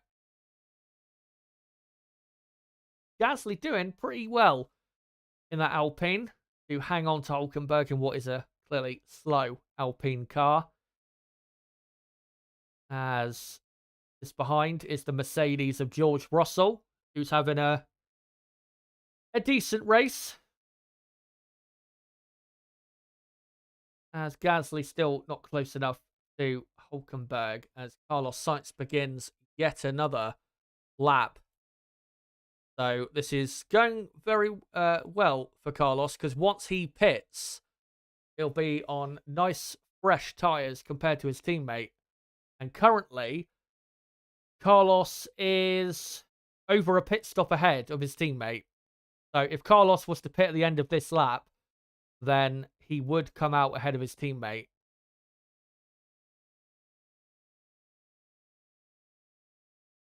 Yeah, Gasly still hunting down Nico Hülkenberg as well. Fernando Alonso in P4, who started on the hard compound tyre, is only 1.7 seconds behind Sergio Perez, who is still out there on the tyres he started on, which is the medium compound. So Fernando doing pretty well at the minute, as they're just showing the onboard of Sainz. And I think Carlos might be coming in very soon, maybe even in a second, as Carlos is coming now to the final couple corners. And nope, stays out.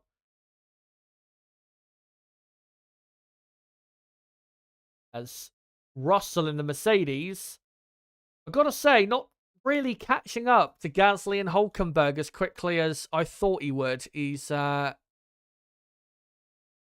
really lapping quickly enough. As here comes Lando Norris and Sergio Perez, both pitting from the medium compound tyre. And Norris and Perez will come out behind Leclerc and Piastri. So Norris loses position, and Ferrari now have a 1-2. A net 1-2 in Melbourne. Alonso second, Leclerc third, Piastri up to fourth. As Perez very close with Lewis Hamilton. And Perez has to keep ahead of Hamilton here for his race. Will Hamilton go around the outside? No, he doesn't quite. And Perez should now pull away in a much faster car. Norris has come out in fifth. And then it's Hulkenberg sixth, Gasly seventh, Russell eighth, Stroll ninth, Perez in P10. So, there's Sainz and Gasly still out there on the medium. And update that. So, there you go. Yeah, it is a net Ferrari 1-2 right now, as we're on lap 16 of 58. And this battle between Hulkenberg and Gasly, in a way, is actually benefiting Alpine and Haas, because Russell and the cars behind, they just can't overtake them. As there is the two McLarens, Piastri ahead of Norris, but Norris on quite a bit fresher tyres, as Hamilton saying, geez, that car is fast. But, yeah, we'll see when Carlos Sainz comes in. Surely he's going to pit in a moment, as Russell down the inside of Gasly at turn 3. Good move, gets it done. And Russell is up to P7. That's a crucial overtake for his Grand Prix. This update. Compound Gasly is on. Gasly about to lose position, I think, to Lance Stroll. And possibly Sergio Perez as well. And will Gasly let Stroll go? Nope, he keeps him behind. And that's going to let Sergio Perez possibly have a go. Now down to turn 11, where we could be 3 wide. And why, if you cut away from it, to show Carlos Sainz pitting, that is... Oh! Lewis Hamilton has now broke down. He's touring slowly into the final... not the final chicane, the turn 9-10 chicane. And looks like he is going to be grinding to a halt, possibly pretty soon, as we are on lap 17 of 58. And that is, he now pulls off. And that should be, hopefully, a virtual safety car, not a full safety car. But that's an engine failure for Hamilton. Right. As Carlos Sainz, by the way, has come out in second ahead of his teammate. And is right behind Fernando Alonso. And Alonso will be... There you go, virtual safety car. I was about to say Alonso will be so happy now, because he can now benefit from this virtual safety car.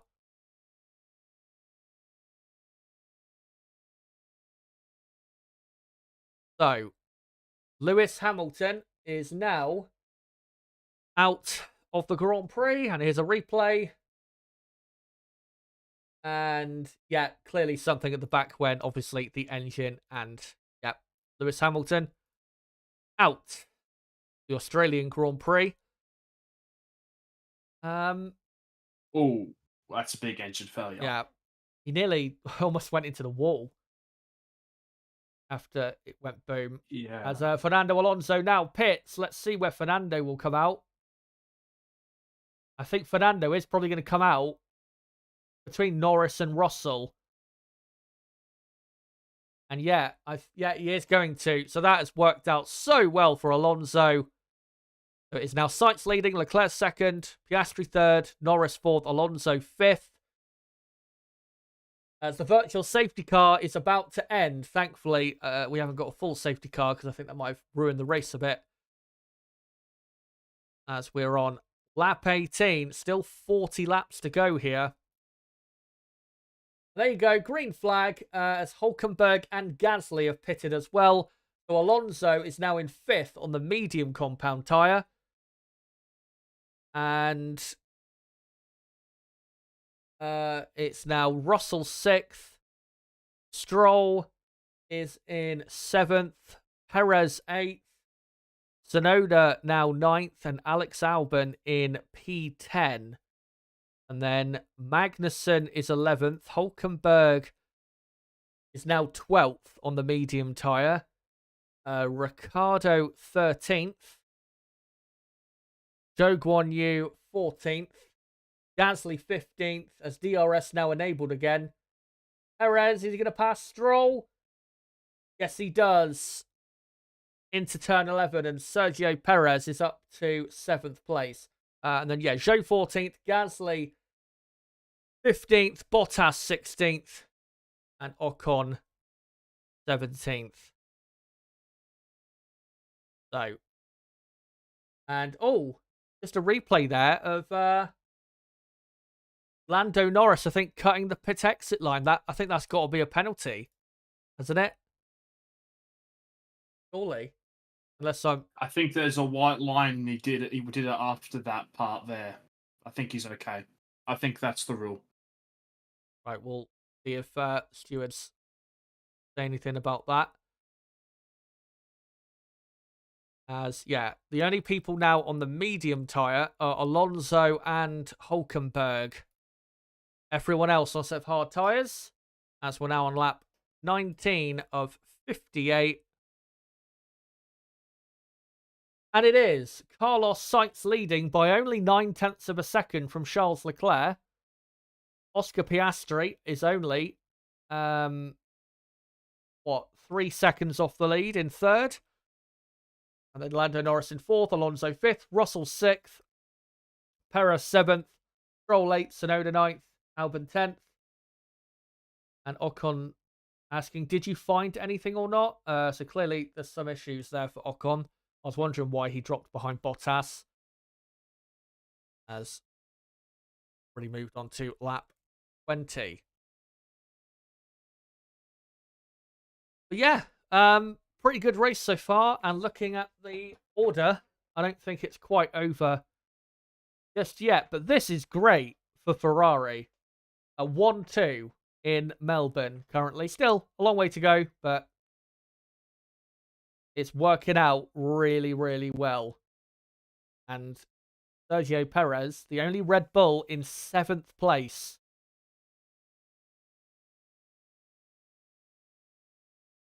As Sainz and Leclerc go through turn 9 and 10. And of course, with this, Sainz and Leclerc, obviously Carlos Sainz, wants to win another Grand Prix, wants to prove how good he is for other employers to possibly take him on next year. But Leclerc, could go into the lead of the Drivers' Championship in this race. So he does have Leclerc at least something to fight for. Carlos Sainz does. Another fastest lap. Now Sergio Perez seriously pressurizing George Russell for 6th place, and that Red Bull surely will be ahead of the Mercedes pretty soon. But, Leclerc, going into this race, was on, 28 points, and Max was on 51. So, Leclerc does win the Grand Prix, and Perez finishes about where he is, then Leclerc would go into the lead of the championship. Of course, Leclerc currently only second, but again, there is some incentive there for Leclerc to keep fighting. But it's all settled down for the top 5. Sainz leading over Leclerc by 1.3 seconds. Piastri 2 seconds off Leclerc, and Norris 2.5 behind. Piastri as Perez goes right round the outside of George Russell at turn 9, and Sergio Perez up to 6th. And about another 4.5 seconds until he gets to Fernando Alonso. But yeah, we'll see how that all goes. But out front, Nib, do you think Ferrari are just gonna, tell their drivers now just to manage the tyres until the next pit stop, or do you think they'll, let the drivers do what they want here? Well, that's what they should do, right? Because I mean, McLaren are too close behind for any silly buggers at the moment. And to be fair, the top 4 all ran within a tenth and a half of each other on that previous lap, so I think they are very much in sort of conserve the tyres mode. Yeah, as we've got still over half the race to go, and you would expect another pit stop, and no reason at the minute for Ferrari to start, going for headline lap times or anything, as Russell saying on the radio, that car is like a rocket ship. Him talking obviously about the Red Bull. Russell being left for dead in now 7th place. We're looking out Sergio Perez bouncing his way down to turn 11. And yeah, we'll see how quickly he can get after Fernando Alonso as we're on lap 23. Carlos Sainz out front, still pulling away from Leclerc, as he should, as he's done a new fastest lap of 1:21.4. Carlos, of course, on the freshest of tyres out of the top 4. So, going very well for Ferrari. And obviously, won here a couple of years ago, dominated. But the last time they had a 1-2 finish in Melbourne was 2004, 20 years ago, with Michael Schumacher and Rubens Barrichello. Okay, yeah, Leclerc was told to hold position. Yeah. I mean, maybe later Leclerc could, start pushing after Sainz, but at the minute, they just need to save their tyres and manage the race, really, at this point. Because McLaren, at the minute, are not really closing on them, so there's no reason to start doing silly things. As the 2 Haas's here are very close. Hülkenberg and Magnussen. Hülkenberg behind Magnussen. And Hülkenberg has now been let through by Kevin Magnussen, which is the right decision. Obviously, Nico on quite a bit fresher medium compound tyres, and the virtual safety car has worked out very well for Haas. So, update. Hülkenberg on the medium, Magnussen on the hard. There is a replay of Max Verstappen. I don't know why they're showing a replay of him walking in the paddock. We don't need to see this. What a replay for you, F1. As here is Fernando Alonso, we're seeing on the broadcast in 5th, and Sergio Perez closing. And even though Alonso's on fresher tyres, that Red Bull is a lot quicker, and Perez on I think a better compound for this race, the hard compound. Alonso on the medium, which is it's just wearing out a bit too much, really. As Alonso still doing well. And Aston Martin currently heading for 14 points, which would be a good amount from this Grand Prix. As Carlos Sainz, another fastest lap. 1:21.4 on now lap 25 of 58. And I will say I am a bit surprised that Lando Norris has not closed up a bit more on Piastri, given he's got a bit fresher tyres. I mean, yeah, still, they're trying to save their tyres, but thought Lando would be a bit closer than 2 seconds behind at this Yeah, he point. just closed in 3/10 on the previous lap. So I mean that I assume 5 laps fresher tires. I assume that is going to start to close up eventually. Yeah, should do. As Perez only 2.5 seconds behind Alonso, and that gap keeps coming down as Oscar Piastri just slightly closing the gap to Leclerc. Under 2 seconds now between those two. And then this battle between Alonso and Perez. Alonso is currently Carlos Sainz, another fastest lap. He's having fun out there. Yeah, Carlos Sainz is about 17 seconds clear of his fellow Spaniard. So once Perez passes Alonso, Perez can't really go anywhere after that unless he can really put in an incredible final half of the race. Here is Hulkenberg trying to pass Albon for the final point. And of course, this is very important as Hulkenberg closing a lot down to turn 1. Not close enough to send it. Yeah. The only battle really on track is this one. Hulkenberg and Albon. Perez and Alonso will be another battle in a moment. Sainz is flying. He might have had DRS in the first sector because he went purple in the first sector on this lap. Yeah, I can't believe what we're seeing from him. This is by far, and I know, yeah, Max is out of the race. I don't care.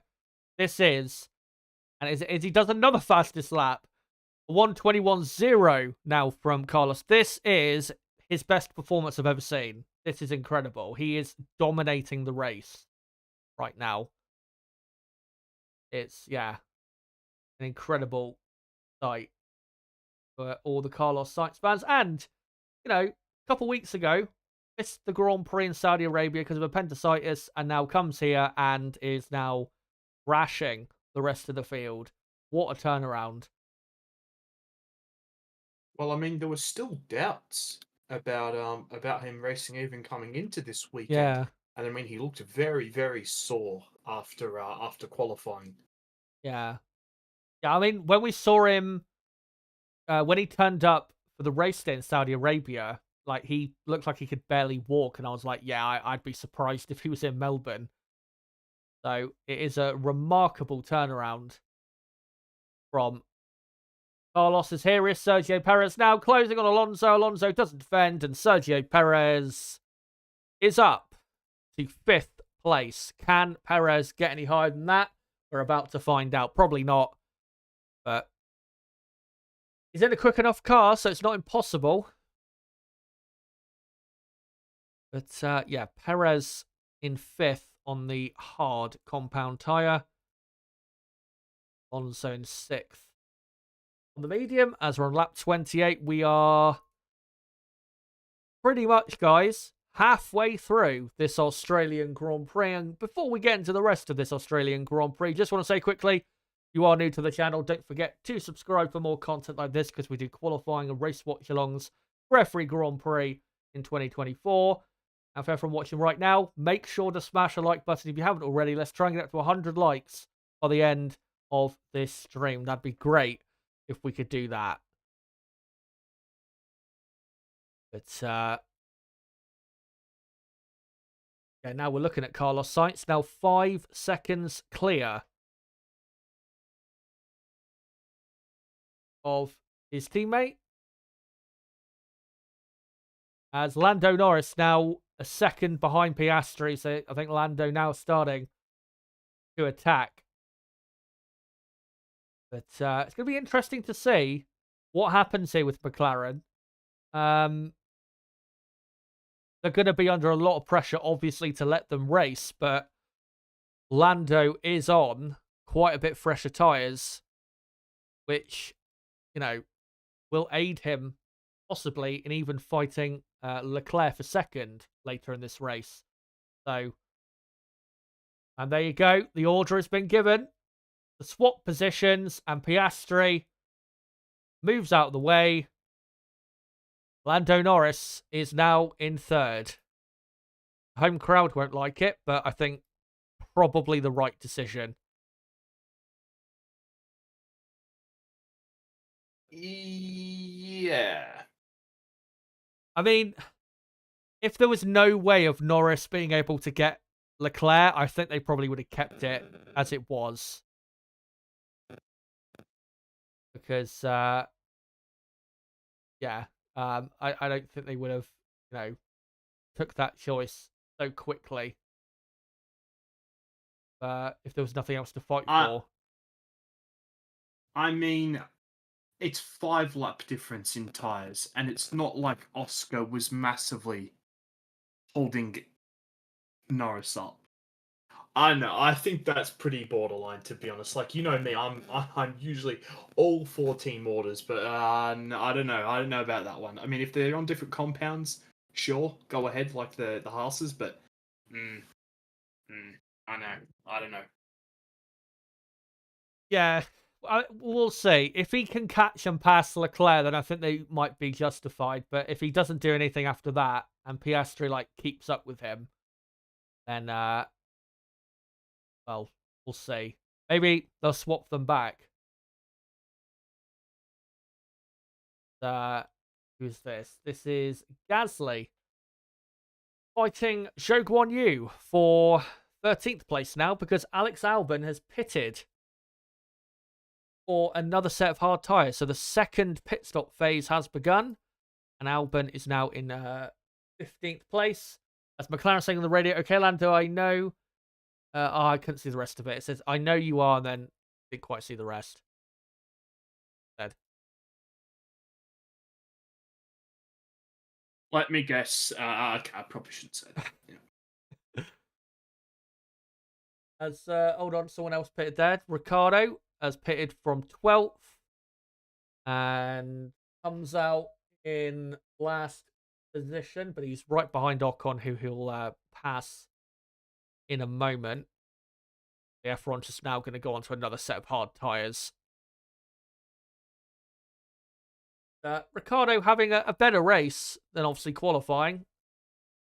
Just needs to try and get amongst those Haas cars if he can, and then he might be able to take a point from this race.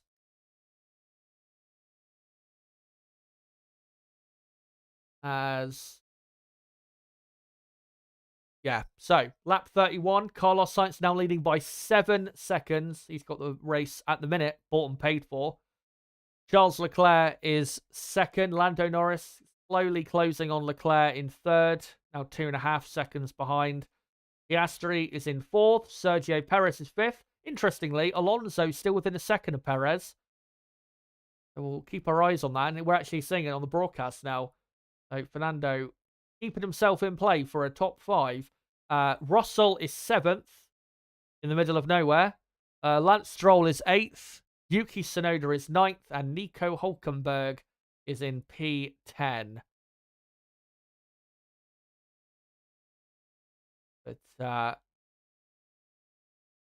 Carlos about 7.5 clear of his teammate. Piastri in 4th is about 10 or 11 seconds off the lead. And then Perez is just over a pit stop now behind the leader. So if Sainz wanted to pit, then he'd have a big, comfortable gap to come out into. And currently, George Russell in the Mercedes is about half a minute behind Carlos Sainz. which is so embarrassing to be basically 1 second per lap slower, and it's not even in comparison to Max in the Red Bull. It's to the Ferrari, just showing how slow that Mercedes car is. As Sorry, Max just was speaking to Natalie Pinkham in the paddock, and he said from the lights going out that the right rear brake was stuck on. oh right, So he did 3 laps with the with his right rear brake on the whole entire time. Yeah, as soon as the lights went out, they could say on the data that his right rear brake was stuck on. So that's not ideal, and yeah, that's obviously why it's just gone on fire. yeah, that's yeah, quite the surprise. I mean, as I said earlier, it's been 2 full years since his last DNF. So, quite an incredible thing to see, really. As we're still looking at this battle between Perez and Alonso, as they're showing on the screen that, according to AWS, Lando Norris in the next 3 laps will be able to have a go at Charles Leclerc for 2nd place. And for McLaren, this is, at the minute, even if they just held on for 3rd and 4th, this is a brilliant result for them. Obviously, came into this race only 2 points clear of Mercedes, and at the minute, McLaren heading for 27 points, Mercedes heading for 6. So they would be comfortably 3rd in the championship if it finished this way. As we're on board with Leclerc, with Norris closing in the background.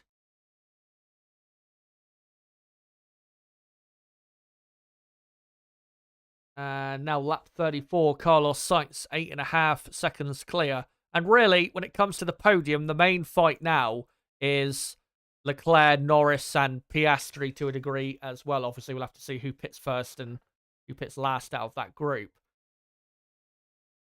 But Leclerc is being closed on in the battle for 2nd. The only issue for Lando is, of course, the McLaren does not have good straight line speed. They've been the slowest down the straights in 2024. Through the corners, it's a very handy car. Now, exit turns 7 and 8.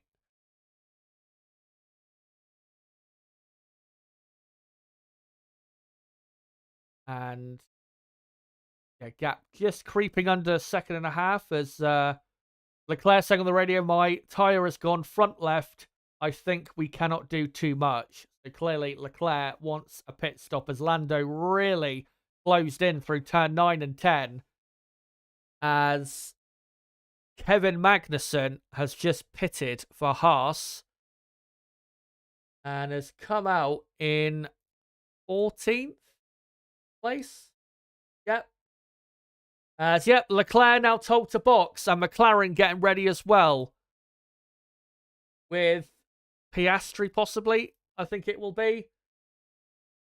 As we're on lap 35, and here comes Leclerc. Great pit stop.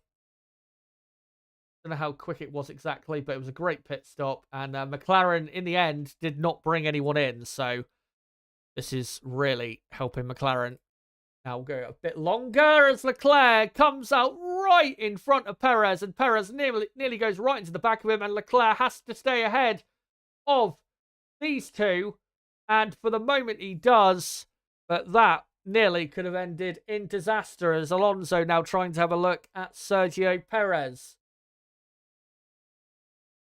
But Leclerc has come out in 4th place, just about.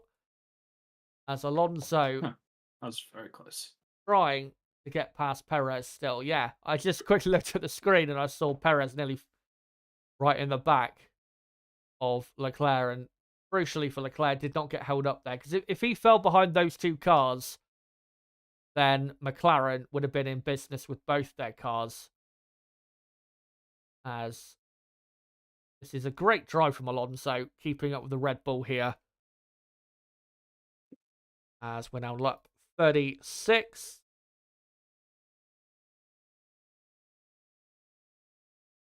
Still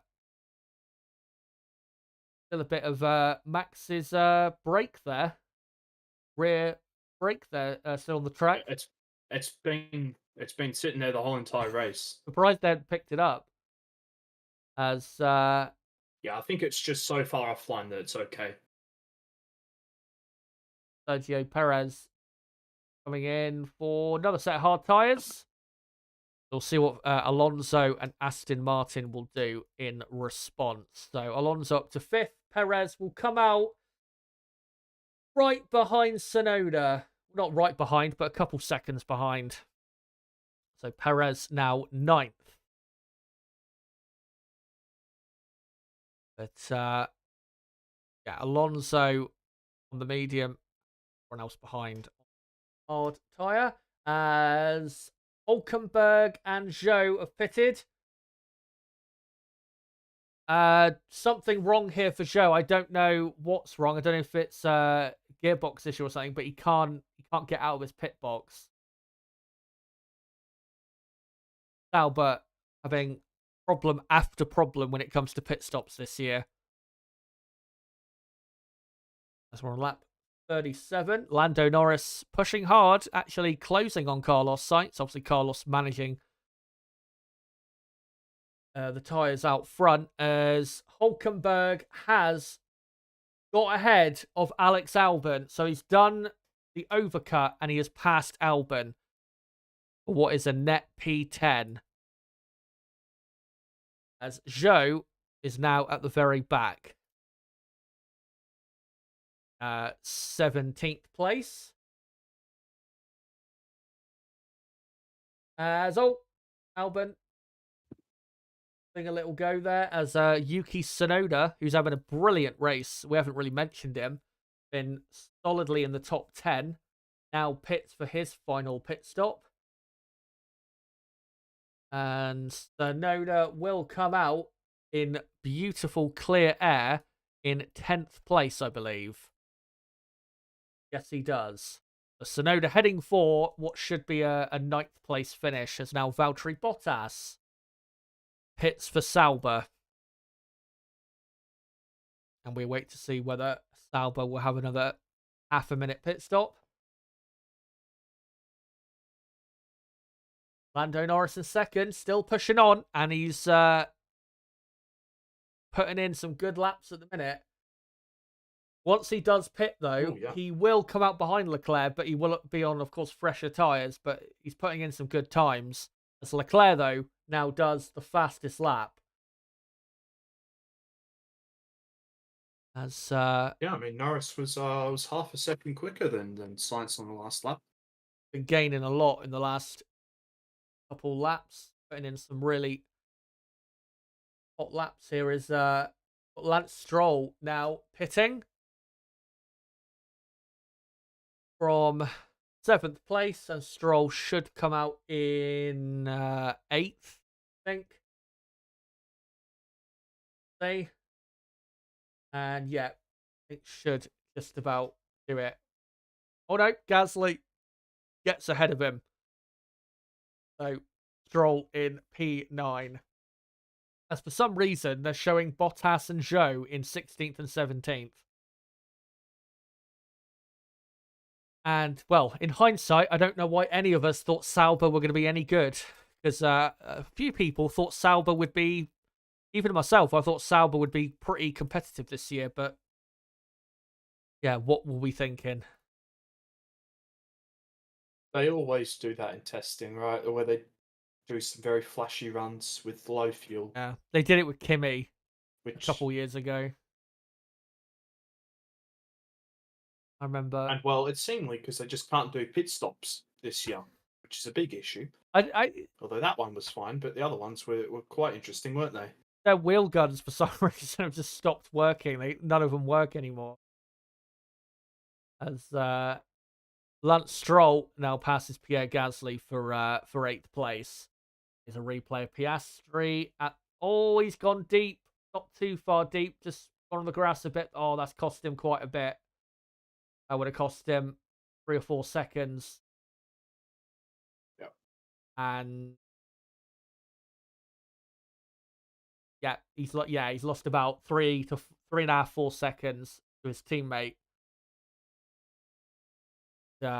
Clearly, those tyres suffering, as he's now been told to box. Yeah, he's nearly been on those 30 laps. I mean, I'm not too sure what they're doing waiting. I mean, unless they wanted him to go on, have they got a pair of mediums left? Like, I'm not too sure. But weird that he perhaps wasn't pitted earlier. Yeah, I mean, he pitted with Leclerc for the first pit stop, which was what? But yeah, 30 laps ago. So Yeah, he did 29 laps on those tyres. 3.5 second stop there. It's going to come out, fortunately, behind the Aston Martin. Yeah, the Aston Martin of Alonso. So Piastri now in 5th place. But And they just put him on another set of hards. Yeah, I mean, I'm not too sure about that. Like, not too sure why they didn't just put him with Leclerc. the only thing is maybe they thought he could keep up with Lando to a degree and like go longer, have fresher tyres for the end. But yeah, 30 laps on a set of tyres around here is pretty brutal. As Yeah, on these step fresher tyres than previous years where Albon did the whole race on those hards. What was a it? couple year ago, yeah. Was it last year? No, Yeah, 2 years ago. Yeah. yeah, it's been a while since we've had a race here in Melbourne where the tyres have degraded this much. Probably since like the V8 era. Since 2013, probably. Yeah. With where Kimi won. As now Lando Norris pits and comes out in 3rd and not that far behind Leclerc. Only what 4 seconds probably. Yeah, about 3.5, 4 seconds behind. So he should be able to close that gap back up and have a go. Leclerc to try and take 2nd in the Australian Grand Prix. But your top 10 on lap 41 as Tsunoda passes Gasly for 9th. Your top 10 is Sainz, Leclerc, Norris, Alonso, Piastri, Russell, Perez, Stroll, Tsunoda, Gasly, Alonso, Russell, and Sainz in the lead, and Gasly have not pitted for the 2nd time. But talking of Carlos Sainz, here he comes now for his final pit stop. And could come out easily in the lead by about probably 6-7 seconds. Yeah, 2.6 second stop. And this looks like it's going to be as Piastri down the inside of Alonso at turn 12, as Alonso's tyres clearly have gone and has been told to box. Yeah, Carlos Sainz heading for his 3rd Grand Prix victory. Only another 16 laps to go. As Piastri 4th, Alonso in the pits now, so Russell up to 5th. Perez should go up to 6th, but Alonso will have quite a bit fresher tyres, so we'll see what he can do now. So Perez 6th, Alonso in 7th, and here's a replay of Piastri passing Fernando with his own little trick, the switchback. Good move from Oscar. Up to P4.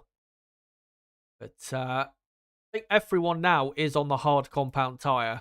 So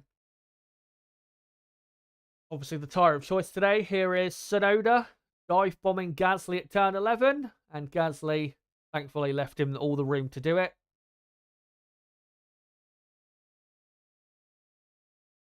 Now we're looking at, this is, I think, Magnussen and Albon racing for 11th place as Pierre Gasly has pitted and has come out in 15th.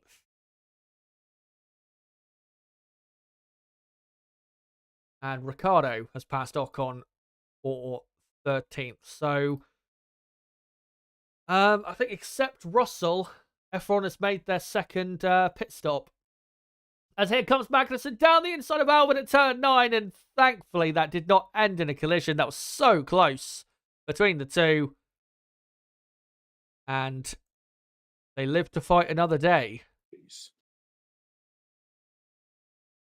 But Magnussen clearly quicker, and that Haas car been quite impressive today. I know obviously Hulkenberg's been a bit lucky with the virtual safety car, but Haas have had a pretty good pace here. He started quite low down. Yep.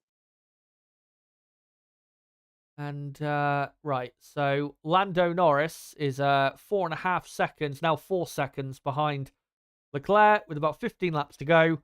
So, needs to really get on with it. As Russell in 5th saying the tyres are feeling good. We'll see what they do with that.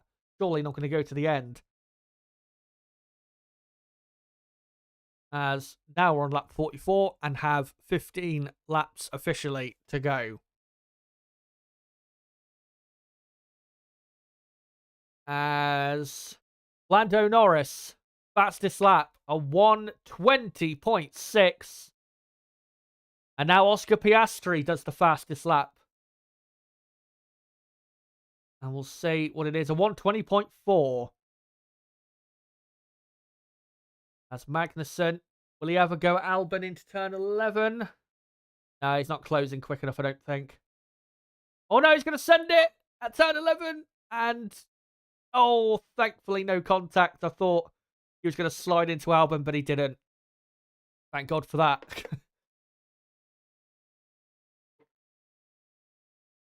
There seems to actually be an odd amount of grip on the inside of turn 11. You're actually able to get the car stopped quite well. There's been a lot of good moves down there in F2 this weekend. Yeah. I've been surprised even just like the cars through, like even with that like the bump on the inside curb. Doesn't seem to have affect the cars as much through there. As Valtteri Bottas has been noted for a pit lane infringement.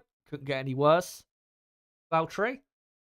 Yeah, because his wheel nut bounced across the pit lane. I think that's why we saw that trundling actually then down the pit lane. Right.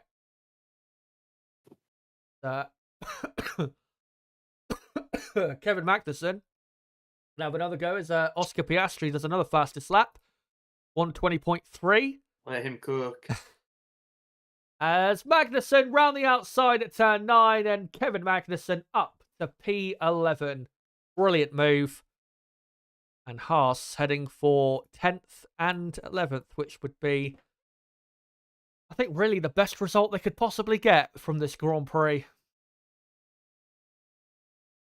Very good result. As Hulkenberg is actually not that far behind Tsunoda, so might get even better in these final few laps. As Russell in 5th still hasn't pitted for the second time. And his lap times are not awful, but of course they're not good. And oh look, there's a replay of earlier from Verstappen when he slid wide. And yeah, I think you're right. There was when Sainz overtook, there was something that flew out. Yeah.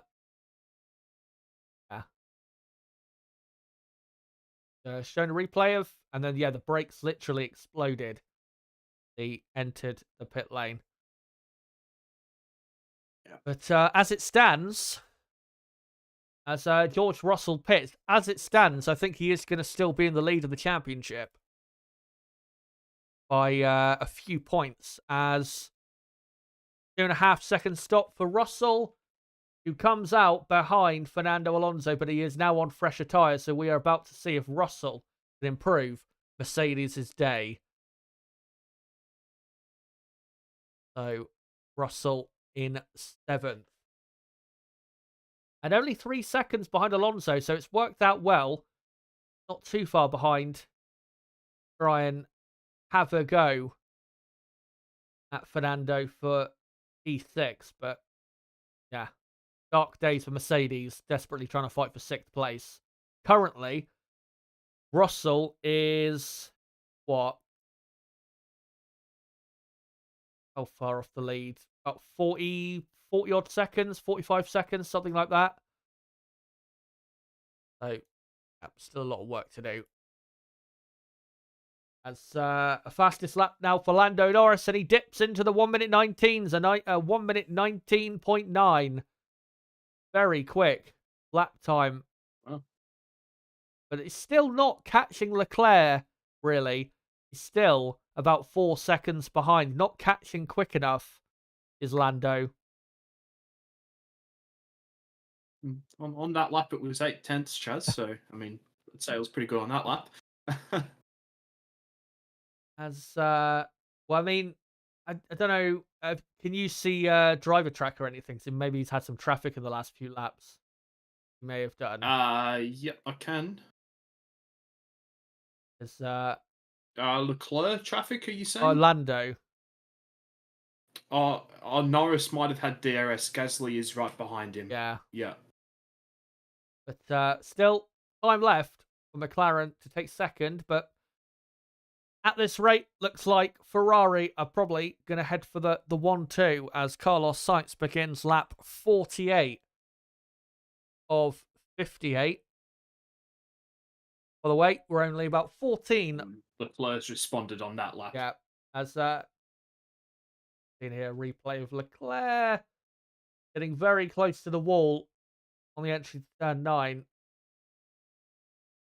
10 centimeters away. Did you love during practice when they had the graphic? Yeah, they're showing it again. Oh, so they did show the graphic. How funny is it? It's so fucking stupid.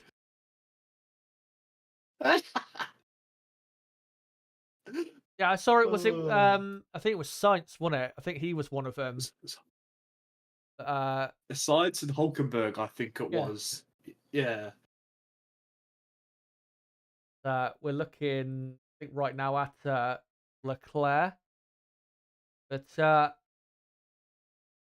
was I going to say? Yeah. Only another 14 more likes, guys, until 100 likes. So if we can try and get up to 100 likes, that'd be great. So if you haven't hit the like button yet, make sure to do so as well. Don't forget, I'll be sticking around for a few minutes after the race to get some reaction from you guys and also hear from you as to who the driver of the day is. As 5-second penalty for Pierre Gasly for failing to follow Crossing the white line of pit exit. Oh right, crossing. Yeah. Yeah, I saw Medland's tweet before. That's why I knew. There was a driver. I can't remember who. I think it was a driver yesterday on practice 3. It might have been Perez. Someone that did that.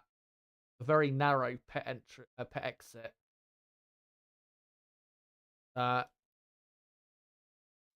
We are on lap 49. George Russell we're looking at on the broadcast is only a second and a half behind Fernando Alonso. And actually closing by a few tenths now. And this should be a good fight. The straight line speed differences between the two are not really that big. They're about on the same level. Mercedes probably a couple kilometers an hour better.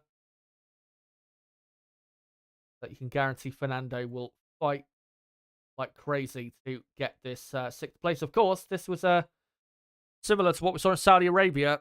Fernando and George very close, fighting for 5th place. It was as another fastest lap for Lando Norris, a 1:19.9. But Leclerc still lapping well enough in second. The point where Lando, despite that fastest lap, is not gaining enough to finish in second. And to me, I'd say the top 5 is probably going to remain as is. As here's a replay of Pierre Gasly. And yeah, pretty clear. Alpine still. Well, not the slowest team in this race necessarily, but still pretty much at the back. And I'll be honest with Alpine, I'm not really sure if they're going to improve this season. I mean, you'd think so, but it seems like their entire car is terrible. There's like nothing positive there at the minute. So, yeah, we'll see whether they I can mean, improve. it was Gasly that had a pretty good quali yesterday. I mean, like that's probably the best you're going to get from them, really. Yeah, but it's like I don't even know like what tracks at the minute like suit that car more. Like, because I mean, like through the corners, it's pretty bad, and I'm guessing it's still overweight.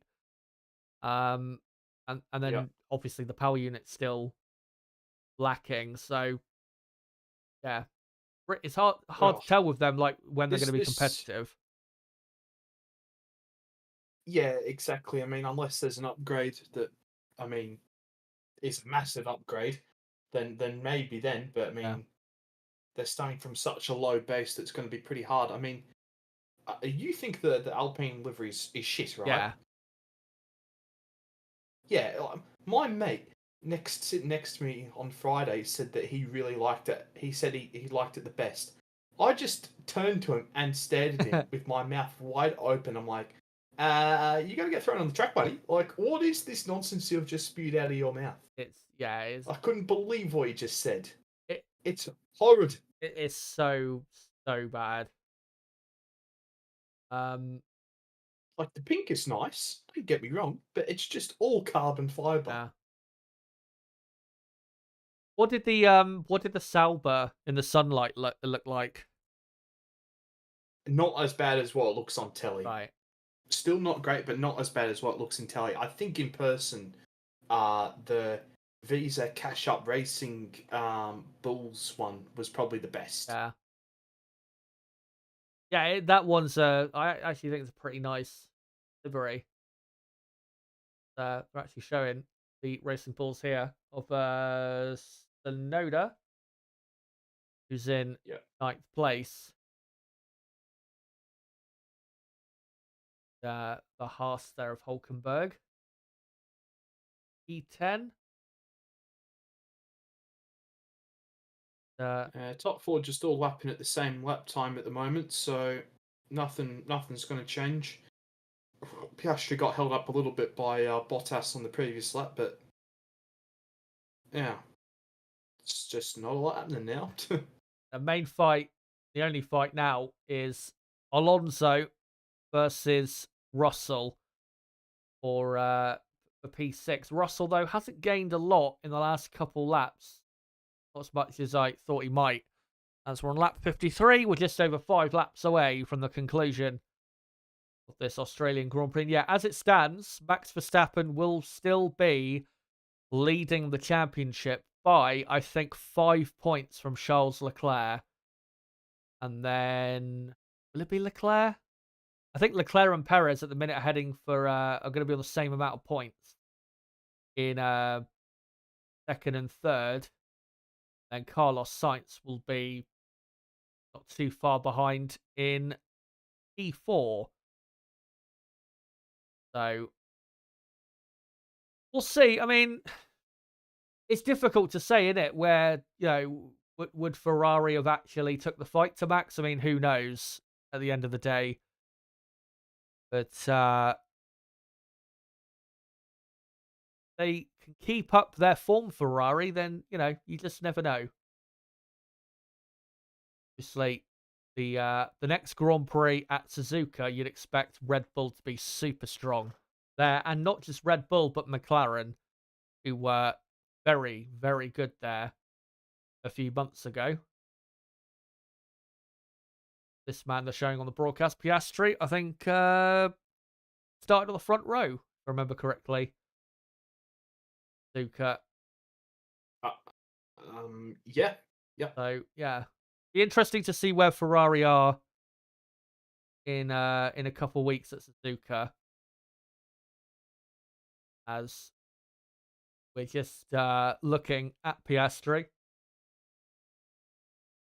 Powering down to turn 3. By the way, for everyone watching, the stream is now dropping frames again randomly. Don't know why. But thankfully, we're almost at the end of the Grand Prix.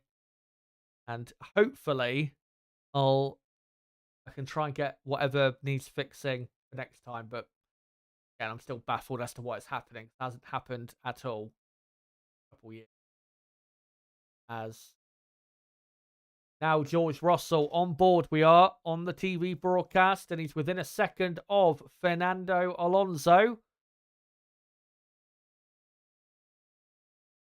And see if Russell can actually battle his way past. Fernando, we know, can be very tough in defence. We're now on lap 55. Carlos Sainz out front, about 5 seconds clear of Charles Leclerc. Lando Norris gaining on Leclerc, but not quick enough. He's not going to finish in second. As Russell closes on Alonso into turn 9, but Alonso still ahead. But you feel like, I was thinking Russell was going to go for a move there at turn 11. But probably the next minute or so, Russell is going to have a go at Fernando Alonso. Come through the final corner. There is Lewis Hamilton, the Mercedes garage. Well, what a depressing final year at the team it's going to be. Hamilton fighting at the minute for the last few points paying positions.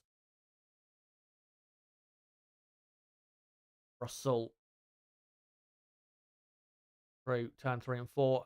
And, well, talking of Suzuka, I don't think Mercedes are looking forward to the next Grand Prix, especially that first sector where they're going to get absolutely hammered. As we're now 3 laps to go. That's not going to be pretty.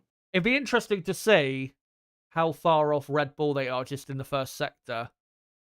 Whether it's like, 6-7 tenths or more. That'd be quite hilarious, to be honest, if that was the case. Because it's going to be a lot. Yeah. I think last year it was like half a second, so yeah, we'll see. As Russell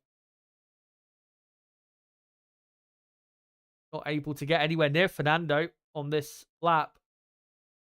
Fernando doing well enough for the moment to keep ahead. As Carlos on the radio saying tyres don't feel great now. Luckily for him, there's only 2.5 laps to go. As Russell has not a great run through turn 1 and 2. And Carlos Sainz currently winning the driver of the day vote, which I think I'd have to agree with. Clearly, driver of the day, Carlos Sainz.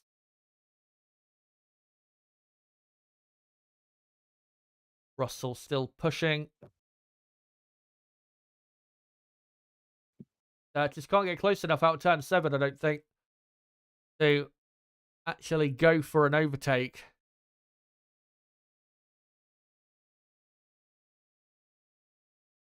As Leclerc now does the fastest lap of 1:19.8 as Fernando very late moves to defend in turn 9. I don't think Russell was actually going to overtake there, but he felt the need to defend, did Fernando. But I do get the feeling Russell is going to send one before the end. Let's just hope it doesn't end in tears.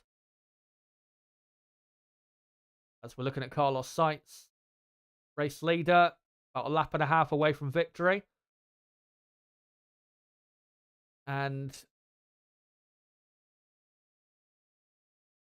being caught by his teammate, but obviously Carlos will hold it.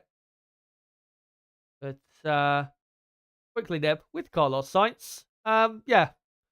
What are your thoughts of his incredible performance here after, the appendicitis a couple of weeks ago? Yeah, I mean, incredible performance, really. I mean, awesome in quali. And then awesome in the race, capitalising as we've got a yellow flag Oh, somewhere, Chaz. George Russell. He's done I think he's done a Maldonado. Yes, he has at turn 7. It's a massive crash, and the race is going to end under probably a safety car. Oh, they're going to have to red flag that because they can't get past. Well, they can just about, but it's they're having to go very slowly to get past. But it's a virtual safety car, and Russell says, I'm okay. It looks like he's lost it. I'm probably going into turn 7. Gone through the gravel a bit too heavily. And then bounced off the wall. So George Russell is out of the race, and Mercedes are going home with no points.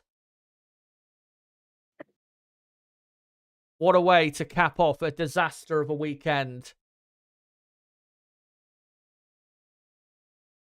Well, personally, I think they should just let the race end, as Carlos Sainz is now entering the final sector. Yeah, I think, yeah. So, yeah, should be fine. Yeah, Russell should be eventually out in 17th, as here comes Carlos Sainz to the final couple corners, and a thoroughly deserved win for Carlos Sainz, and a fantastic day if you're a Ferrari fan. Their first 1-2 in Melbourne since 2004. We all know what happened that year.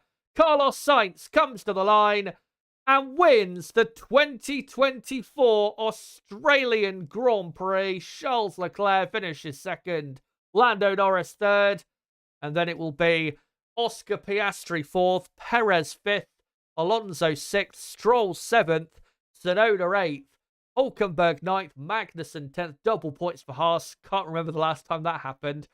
Albon 11th, Ricciardo 12th, Gasly 13th, Bottas 14th, Zhou 15th, Ocon 16th, and then Russell, Hamilton, and Verstappen, your retirements in this race. And of course, Sargent never started.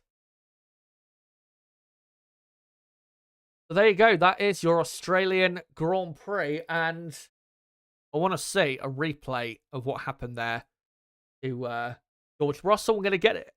So here we go. Up to turn 7. And it's got caught in the dirty air, got oversteer, and then, yeah, went into the wall. A bit of a surprising accident, really. He just, yeah. Yeah, it just got caught out, I think, by the dirty air, really. And then went smashing into the barriers. So Russell, again, very similar to Maldonado in 2012, who was also right behind Fernando Alonso on the final lap. Crashes out. Yeah, Mercedes will score no points. And as well, I think Aston Martin are now ahead of Mercedes in the championship after that crash. So I think Mercedes might be now 5th in the championship. Yeah, congratulations to Carlos Sainz. What a win. Nib, do you want to finish off your thoughts about Sainz? I mean, yeah, well, what a performance by Sainz this weekend, of course, after his appendicitis at the Saudi Arabian Grand Prix. Very, very good performance and very, very good win, and shows, although he's not as good as Leclerc, still probably deserving of a very good seat in this sport. Absolutely.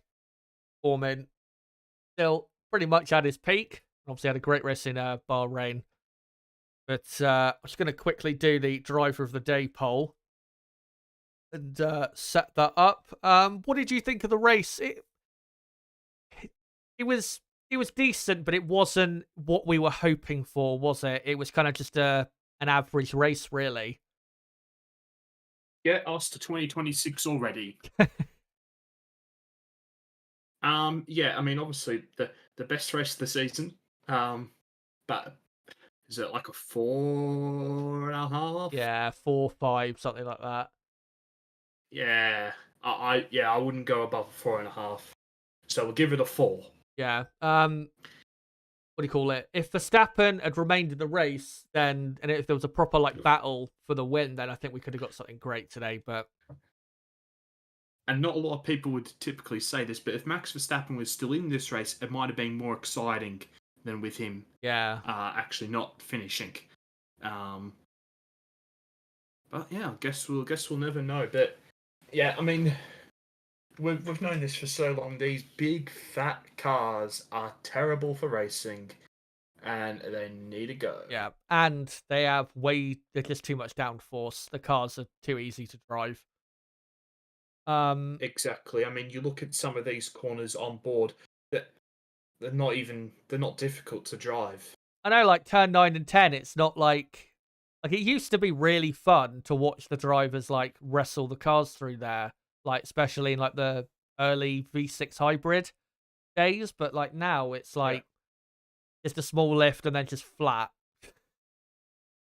And turn 12, I mean, Brundle was creaming his pants in commentary for qualifying about how easy it is to go through turn 12. Yeah. And yeah, I mean, it's just get the little lift, get the nose in, and then back on the throttle. It's unbelievable. I mean, you wouldn't have heard, but the, higher average speed than a lap at Spa around here this weekend. Fuck. I mean, obviously, everything there's lots of straights now, but yeah, still pretty crazy how fast this track is, and it's no surprise that the faster tracks have been the ones to have suffered the most in these big fat cars era. You know, Spa, Melbourne, they've all suffered quite a bit from these cars and these regs. Yeah. My hope for the future is obviously the cars are made smaller, lighter, but more importantly, they need to take the downforce away. I mean, even though people didn't like the like 2014, 15-ish cars, I did like a lot how, they weren't easy to drive. I wouldn't mind going back to that type of like handling rather than what we've got these cars. But we'll see what happens in the future. But yeah, congratulations to Carlos Sainz and to Ferrari. And what is it? Charles Leclerc ended up taking the fastest lap point. So that He did, is 44 points for Ferrari. And let me just have a look at the championship standings. I think they are now right behind Red Bull in the championship. I can read it out for you. So yeah, Red Bull on 97 points, Ferrari in second on 93 points, McLaren in third on 55 points, Aston Martin in fourth on 27 points, Mercedes with 26 points in fifth, then Racing Bulls in sixth on 4 points, Haas in seventh after their 3 points today, Williams eighth, Sauber in ninth, and Alpine in 10th. And in the drivers, yeah, Leclerc is 4 points behind Verstappen. Yeah, so, I mean, obviously Red Bull have still got, the best car, but at least it's close in the championship, at least after 3 races, even though I don't know why. But, yeah, there you go. I'll let you guys get your votes in for driver of the day, and I'll read out a few final comments before we come to a close here. Fair enough for Racers Chazza, for fuck's sake, Max didn't win, lol, never happy. Says 7 out of 10. Oh, look at the clown that's doing the interviews. Who is it? The biggest clown. Oh, I couldn't quite see, they just cut away. It's Gunter. Oh god. Oh yeah, you said, didn't he? Yeah. He's with Channel 10 here this weekend, which is a Australian network. So yeah. Forgot that he was here. Yeah, because he's doing all these bloody stupid shows this weekend. God. Brooks saying Hulkenberg made 7 places. Yeah, I mean, he's definitely worth a mention. Hulkenberg, great drive, and Haas, brilliant result, even though they've dropped a position in the championship. Driver of the day, plastic bag. Yeah, ultimately wasn't the plastic bag, but yeah, I thought it was because I mean there was that plastic bag sitting around there at just before turn 9. It flew off.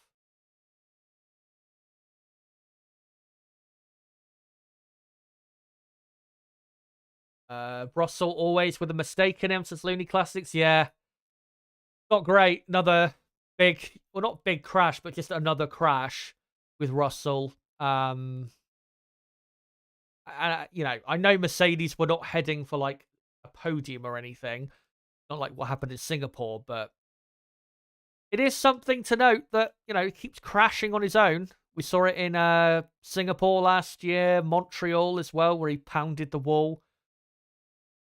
Yeah, it's weird with Russell because 2022 he was super consistent, super clean, and then since the start of 2023 he's been just all over the place with hitting on the drivers, crashing on his own. Yeah, it's just I just don't quite understand how he's you know, turned into this type of driver. I mean, we saw a couple, you know, bad mistakes at Williams, but not at this rate.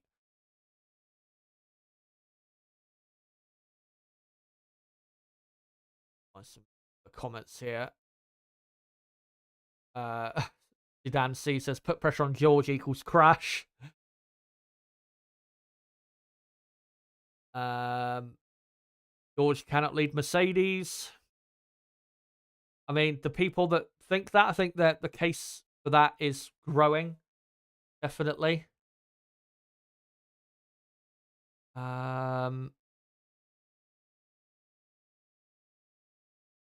Let's commend good strategizing from Ferrari, says Sudan as well.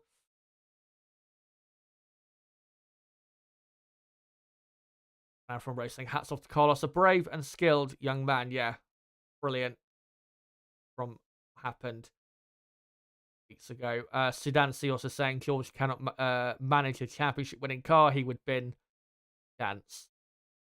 Well, you know, that's something we can probably, I think, discuss for another day. But let me just finish up this poll in the chat because there is a clear winner. Only 45 votes. But I've asked you guys who's driver of the day for the race in Melbourne, and 82% of the vote has gone for Carlos Sainz, and then Tsunoda then on 8%, and then Hulkenberg and Magnussen jointly on 4%. Nib, cheers for coming on. Cheers for being on despite the race being so close to home. And yeah, I hope you enjoyed it, and we'll see you in a couple weeks for the Japanese Grand Prix. Yeah, of course. Another race on at 3 or 4 p.m. for me, so you can hold that once again. Another great timing for me. Hang on, I just need to actually check when that is on. It's 6 a.m. here. Should be good to come on for that. Yeah, it's 3 p.m. because of course our timings do go from 11 hours to 9 hours. Yeah, next week. Yeah. Yeah. But yeah, cheers for coming on, mate. So hopefully should be on for Suzuka. Yeah, of course, mate. Always good to be on. And yeah, hopefully the next Grand Prix is a bit better, but I doubt it because yeah, these cars are rubbish. Absolutely. But yeah, cheers for coming on, mate. Quickly, guys, before I head off, just an update that about my next 2 pieces of content on the channel. So my next live stream, my next piece of content will be in about a week and a half on Wednesday, the 3rd of April, live at 7 p.m. UK time. BST, of course, it'll be then, for the weekend preview for the Japanese Grand Prix. And then on Saturday, the 6th of April, I'll be live at 5:30 a.m. UK time for qualifying for the Japanese Grand Prix. And then live at 4 a.m. UK time, I think, on Sunday, the 7th of April. So make sure to join us for the return to Japan, the first Japanese Grand Prix at Suzuka, held in April. So we'll see whether that means we'll get something different from the usual. But guys, thank you for coming along for all the content this weekend, despite, you know, the timing of the sessions. Obviously, I know it's not great from my main audience, which is, you know, Europe and North America. So thank you guys for coming along as usual. If you are new to the channel, make sure to subscribe for more content like this. We, of course, do qualifying and race watch-alongs for every Grand Prix. Make sure to smash the like button before you go. Let's try and get up to 100 plus likes if we can. And as well, make sure to join my Discord server. Link below in the description and possibly being posted in the live chat as well. That's a great place for notifications for my videos and streams. And as well, just a quick update. Because of the, you know, streaming issues today, if you do see me doing a test stream in the next week or so, it's just to try and see if it, you know, happens again, this whole bitrate issue. But thank you guys for this weekend. And until my weekend preview for the Japanese Grand Prix on Wednesday, the 3rd of April, it has been me, Chazza HD. Goodbye.